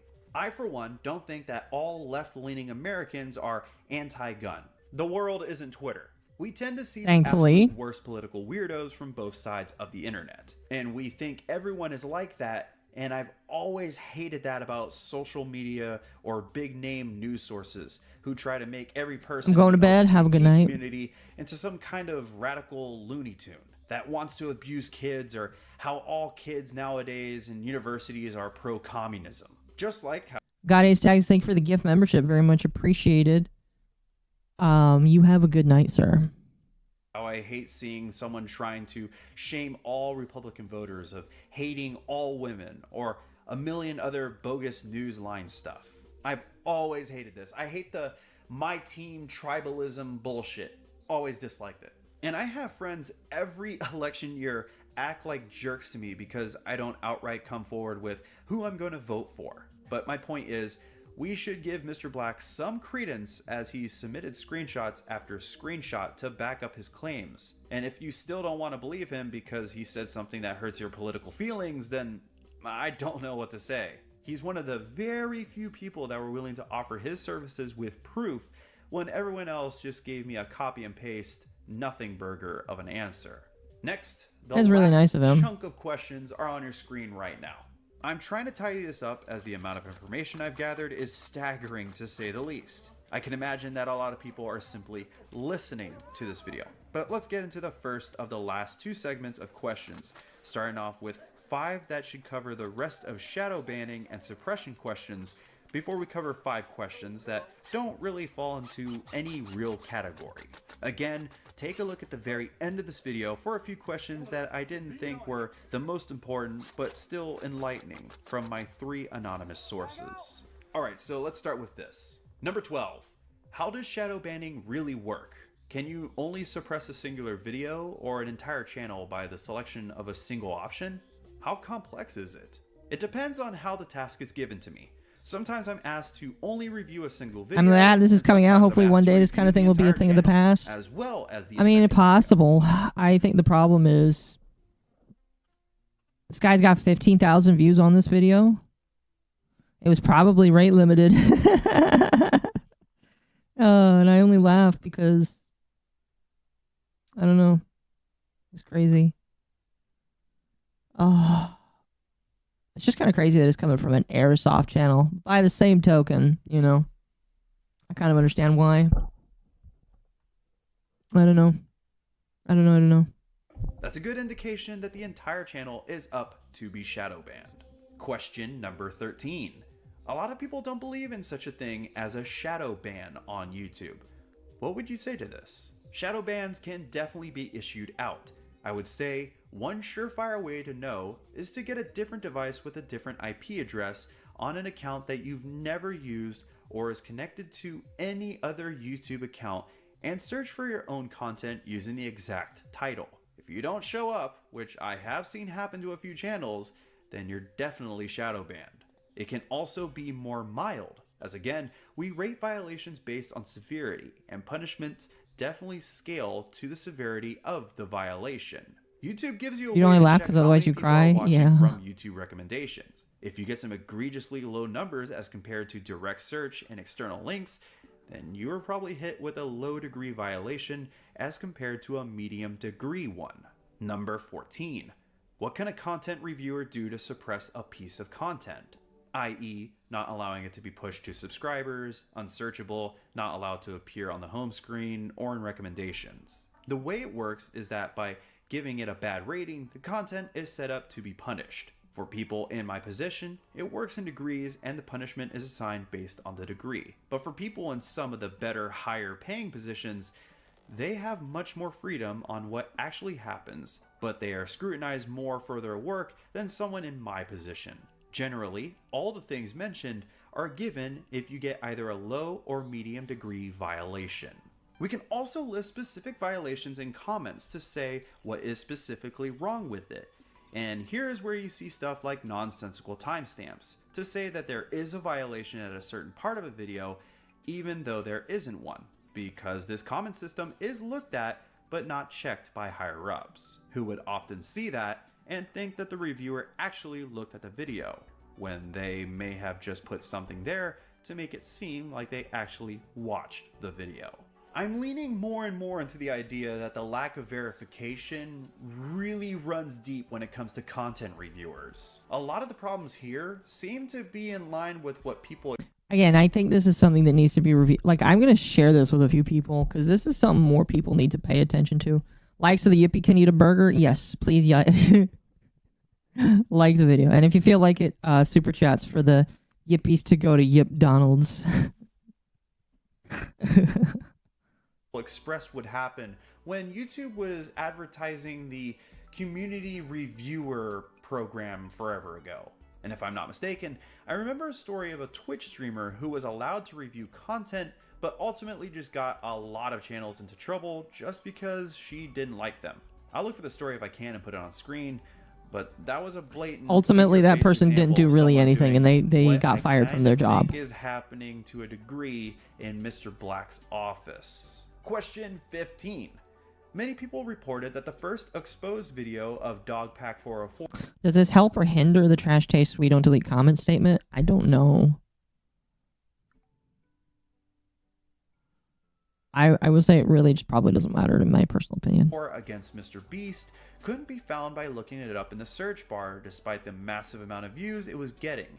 And since then, I've heard more and more creators say that this happens for their content as well. Is that something that can be done by a reviewer, or is that something only saved for seriously offensive or distasteful content? Answer: if we get a video and rate it negatively, then it's likely for stuff like that to happen. I personally don't know if that's why that specific incident happened, or if that had anything to do with us. MrBeast, Logan Paul, and KSI are all really in with YouTube, and it's possible that they could have pushed for that to be done themselves, but it could have been someone from within Tellus. I just can't. I can believe that. I can believe that big people have special treatments that they get from YouTube and Twitch, like saying MrBeast having the dog pack video suppressed, even though I think the dog pack stuff was really retarded. Dear Girl was such a strange time for Twitch. Twitch has never gotten out of the strange time. I can't say for certain though, because obviously it wouldn't be me or anyone I know doing that. Since I asked Mr. Black this question, Joe Rogan's podcast episode with Donald Trump has come and gone, and as someone who tried to find that video myself, I personally had to go to the JRE channel and find it like a lot of other people said they had to do. It even got to the point that Joe Rogan himself was confused as to why a video that was pulling in 1 to 2 million views an hour couldn't be found naturally by looking it up in the search bar. Even the House of Judiciary community looked into the situation. You can find it now by using the search bar, but I wonder how long would it have stayed hidden if so many people weren't reporting on it? And if it was genuinely a real mess up by YouTube, or if it was calculated. Next up is a question I really wanted to get answered. Is there a point where suppressing doesn't work anymore? Can massive multi-million subscriber channels like Grand Thumb, Brandon Herrera, and such be suppressed as well? Or can their audiences break that system? If you are large enough where you're going to have fans regardless of the algorithm, and you get reposted to places outside of YouTube, then yes. Oh, interesting. If Okay. you also copy Andrew Tate's strategy, where he gets tons of channels to post his content, then that bypasses it. But mainly, you may still see a dip in views, but certain channels that have large enough core audiences become less reliant on the algorithm and algorithmic suppression. Interesting. However, you will still see a dip in views even if you are these big creators. That makes a lot of sense to me, especially at some point whenever you become so big and you have an audience of millions of subscribers. Even if only 200,000 of those people come to your video, they basically brute force it into the algorithm. Or at least if I'm understanding this correctly. And if you can convince your audience that there is something that is working against you, then the real fans will be more willing to make big noise about anything you upload.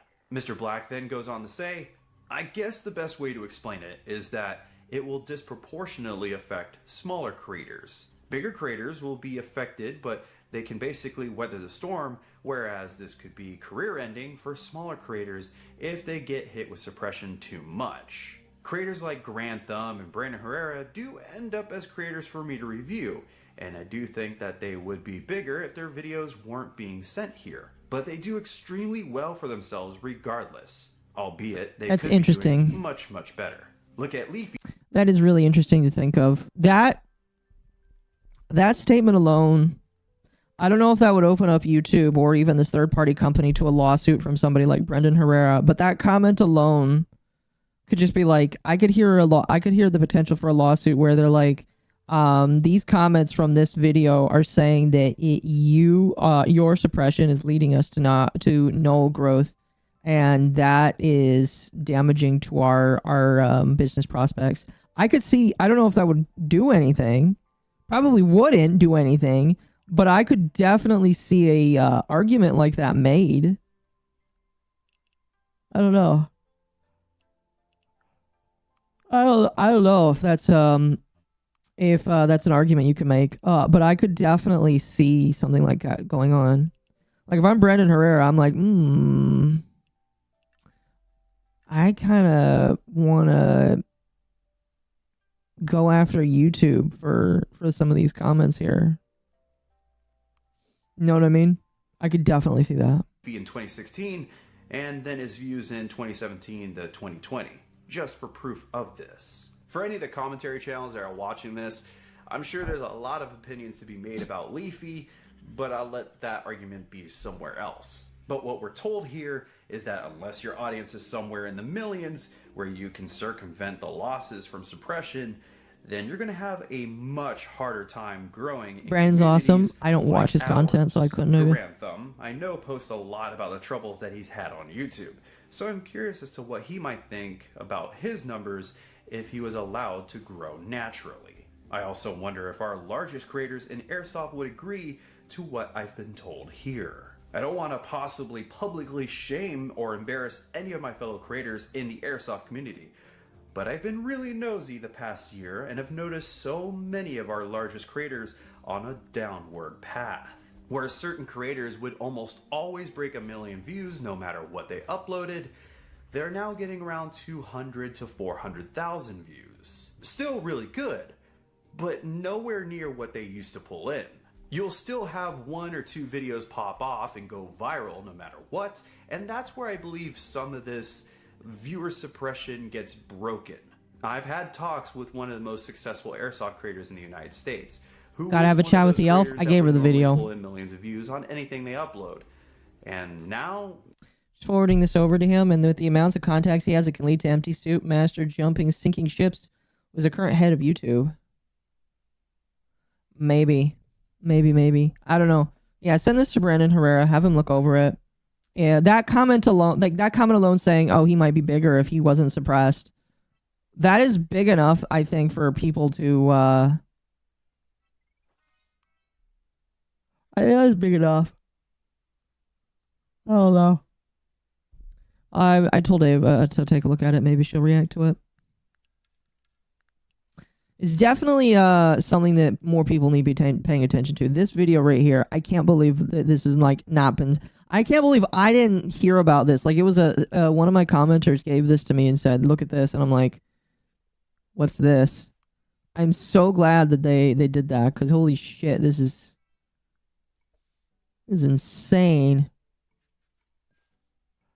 Insano style, you might say. He's considering to walk away as things have been trending downward. Yeah, this type of video was bound to get gloomy at some point. With that chunk done, we move on to the very last 5 questions, starting with number 17. Do you know how well paintball content is treated? We're gonna skip Question 18. How are video game trailers and movies treated differently despite them showcasing simulated violence and firearms? We actually are explicitly told not to do anything to gaming or movie content. It's heavily protected, and we're told to overlook absolutely anything. Yeah, well, I mean, that makes sense. Gore from gaming videos and movies. Music videos and rap videos are also protected. That makes a lot of sense. That makes sense. Also, on a funny note, for some reason, the weird breastfeeding videos are openly listed to be protected content. Yeah. I see some YouTubers making videos about how weird and fetishized it is, but YouTube is aware of it, and they don't care, and actively tell us to not do anything about it. Oh my gosh. Question 19. Can content that is approved for full monetization still be suppressed? Does full monetization really mean... YouTube actively tells them not to censor breastfeeding videos.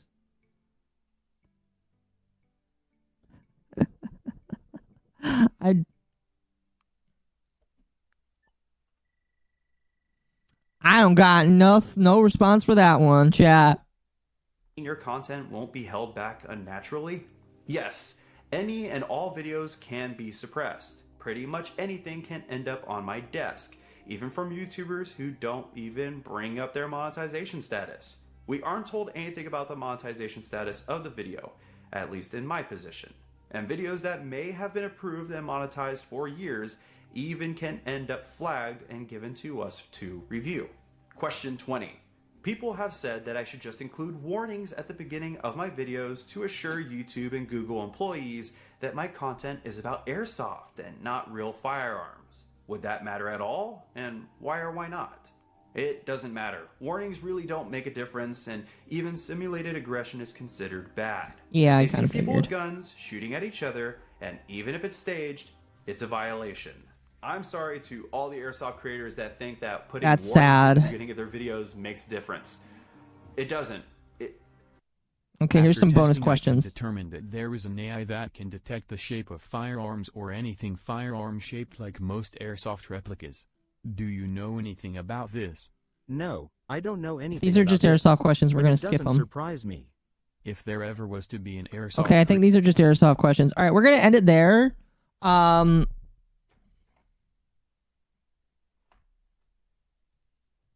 broski, what the fuck?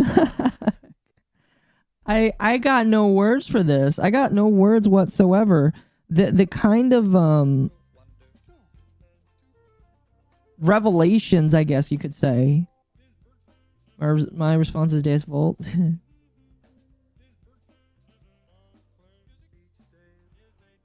So new yoga is protected for education? I have no idea. He didn't mention that, so I wouldn't know. That is insane, though.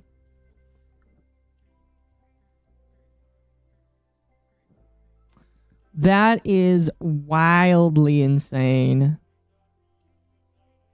I'm just... We can make a book about these revelations. Oh, we don't need to. We made a video. Somebody made a video about it. It's kind of crazy, though. Like I said, I sent it to Ava. And that will be that'll be where I send it. Why Rumble will take over? No, listen, Rumble is way too tiny right now.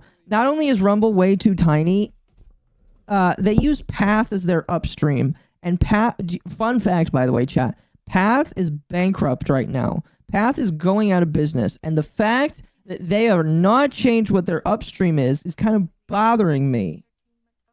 Rise up, yippies, and join the YouTube revolution. Here, chat, I'll put the video in the... Rumble won't win for 10 years. Rumble just doesn't have the money or the ability. In my personal opinion, they just don't have the ability. Like, I just don't believe they do. That is crazy. But that is crazy, though. Anyway, I had one more really big thing to talk about tonight.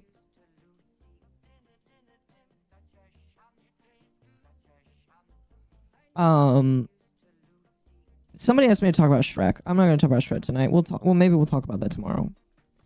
We're not going to talk about Shrek tonight.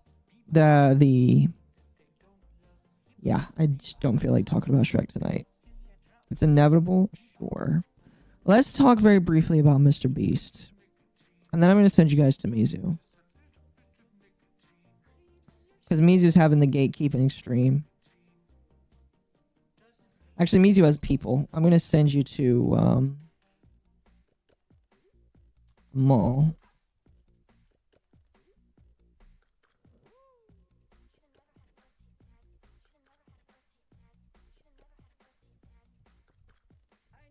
Maybe. There's my... Did you already go over the Kotaku thing? No, I did not.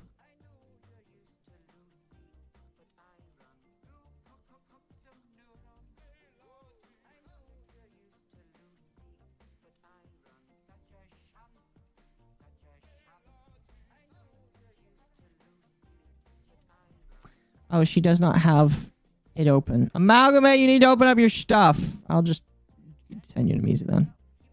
Anyway, let's talk about this first. I rest. I go to bed. All right, you have a good rest then. All right, tonight we are now going to talk about MrBeast. Now, this is an article that you can no longer find on Twitter. The tweet about it was deleted, probably because they recognized how bad of a look it was. I actually looked at this. The guy who wrote this article, Zach Zwizen, his account is locked. Probably for a good reason.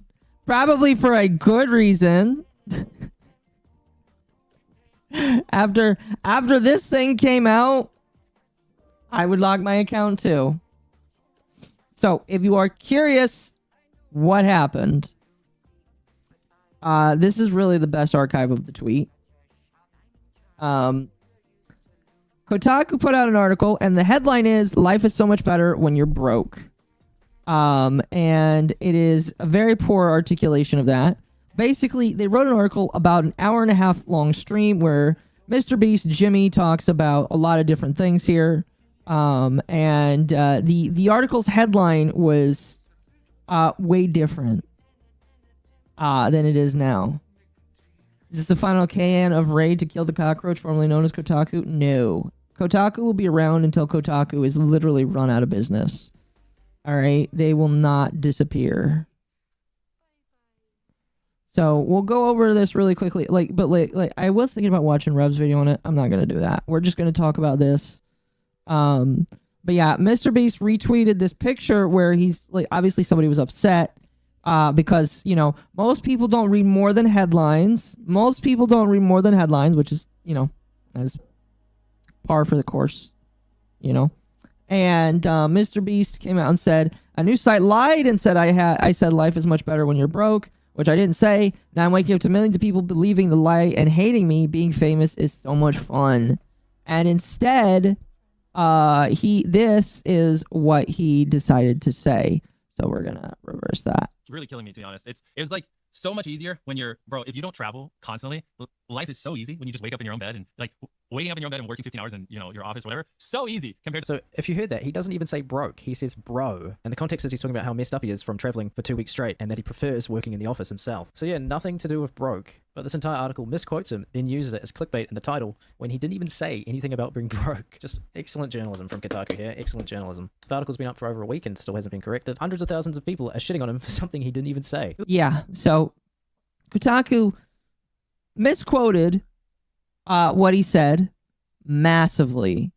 Horribly, massively misquoted him. And he got a bunch of people upset with him.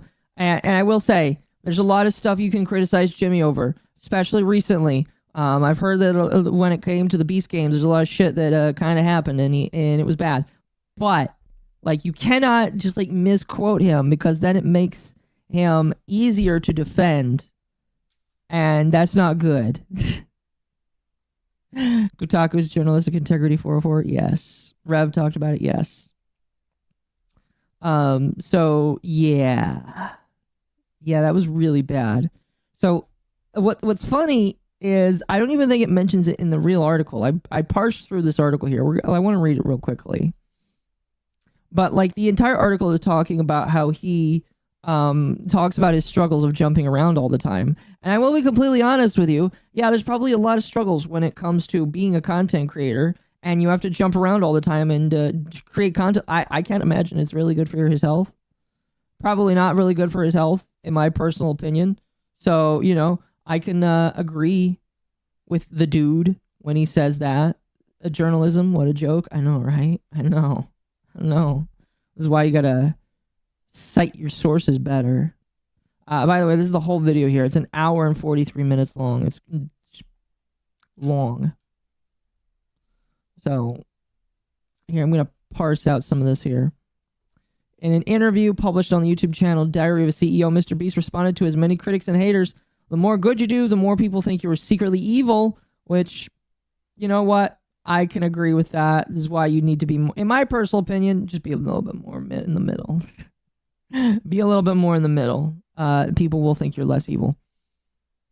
He has received over 5,000 comments and messages telling him to game end himself. If my mental health was a priority, I wouldn't be as successful as I am. Said MrBeast, getting a big picture about the human condition. He added, "We're not meant to receive this kind of feedback from basically anyone, anywhere in the world."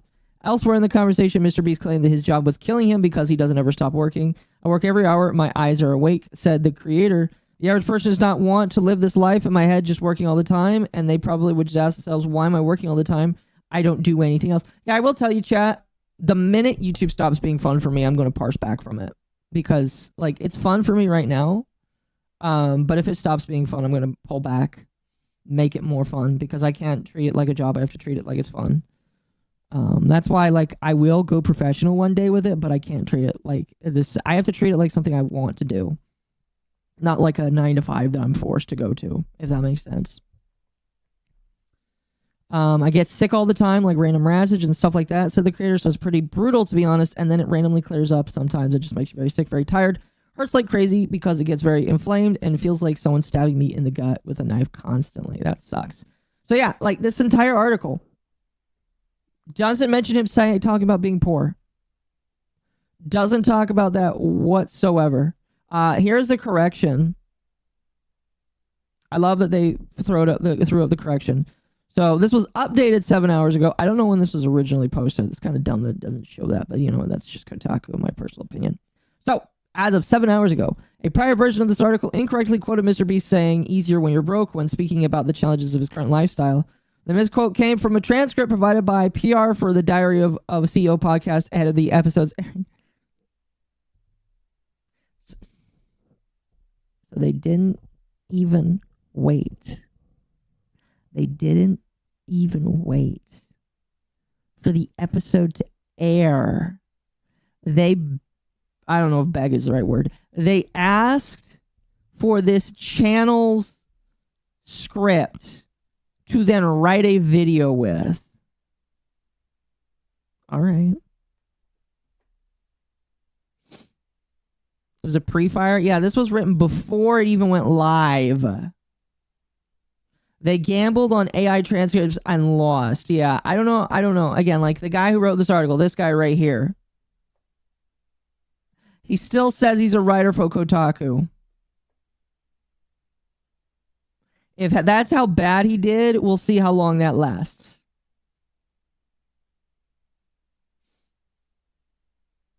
We'll see how long that lasts. MrBeast has since clarified his statement in a post on Twitter, and we've updated the quote in article's headline accordingly. Yeah, I would be like on my knees saying, Jimmy, please don't get upset at me. Please don't get upset at me, Jimmy. Kotaku needs to go. All of them need to go. All right. You know, even though I don't think Smash JT is perfect, I trust Smash JT way more than I trust mainstream news. I'd much rather him get it wrong once or twice than have a bunch of different news organizations get it wrong a bajillion times. I'd much rather have grifters on YouTube that do daily news articles or daily talks about things than I would have Kotaku. Because in my personal opinion, at the very least, they're interested in what they talk about. Kotaku just hates you. Kotaku just fucking hates you. You know? I will say, though, I don't need the quartering. Quartering is borderlining in my personal opinion.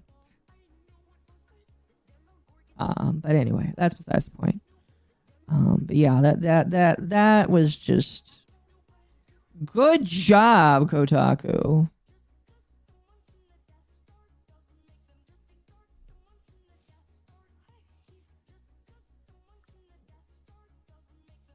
Are you Kirsch Gold? No, yeah. That is pretty much. Although I did hear that Kirsch reported on something that people weren't too happy about recently. And I'm not going to talk about it because it's not my sphere of interest. That's more of Mizu's sphere of interest. But she talked about something. I think it was like, it was POCD. She talked about POCD. And again, it's not my field of interest. That would be Mizu's. But apparently, people were upset with her reporting of it. But I still think that she does a good job. Recording will claim his channel's under attack? Yes, very true. His channel's under attack when he's not making a shit ton of money. All right.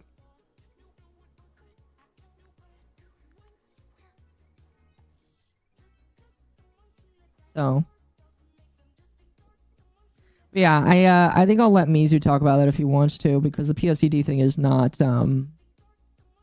my field of expertise, nor do I really want it to be. I don't really care to talk about that. I remember when Mizu and I had a stream where he talked about it. But I'm not going to. I plan to watch it soon. Yeah, from what I was told, her and Rev got the explanation for it completely wrong. And that was Mizu's big upsetness.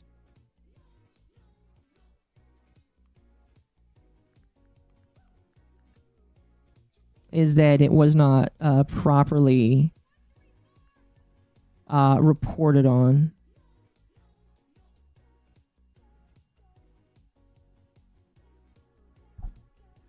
I have to see that? Yeah. Obviously, like, you know,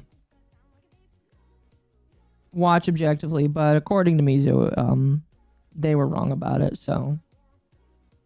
I mean, I'll take his word before I take anybody else's because he's my friend and he's never been wrong, but. And I say that as kind of half a joke, but by the same token, Mizu is never wrong.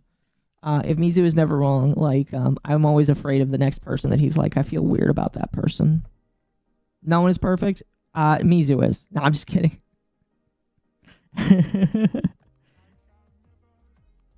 Mizu is always batting 100.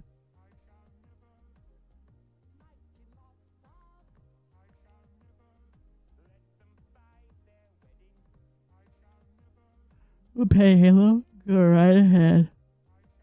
Okay.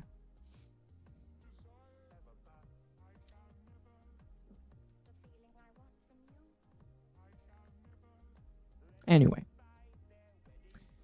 I all cap on Mizu.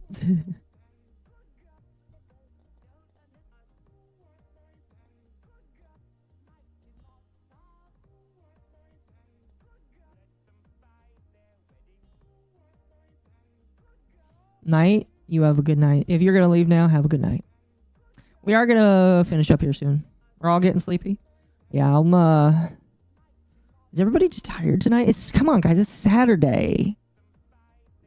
Excuse me.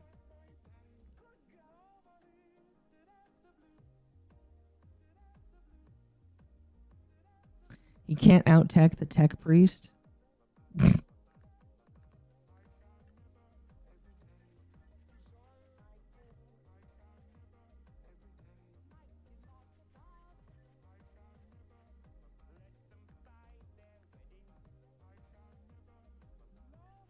We're just going to thicket this entire area here. Oops.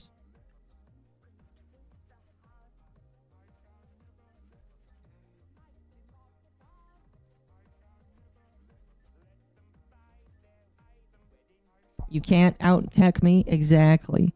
Well, here's what's funny. In Lucky Entertainment, now we have 2 tech people.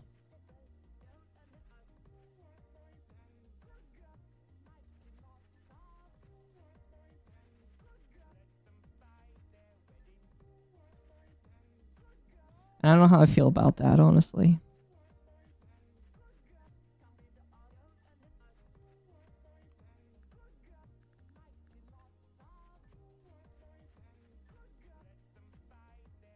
I worked more than 13 hours since 5:45 this morning. Congrats. Good to have days off. It is always good to have days off, yes.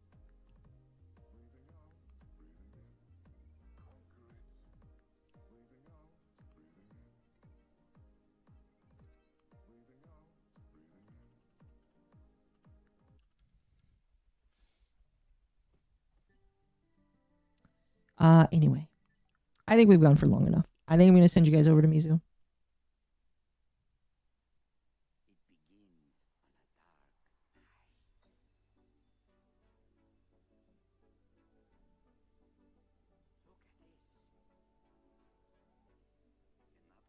Mizu and Amal are talking about gatekeeping, so that should be exciting.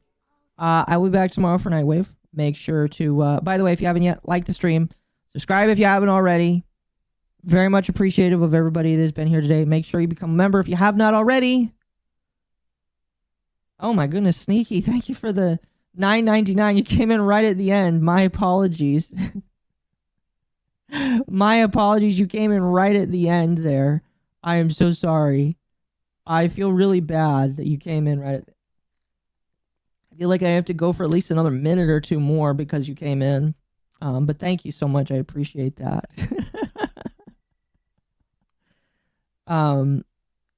Anyway.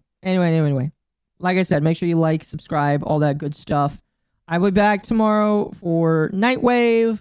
Make sure that you jump in. We got a lot of fun stuff to talk about tomorrow in the pop culture sphere. Don't worry about it. Again, yeah. But thank you. YouTube won't let me sub to you? Why? That's weird. Make a new account. Sub to me on your new account. I don't know. Anyway. You have a good night, chat. Bye.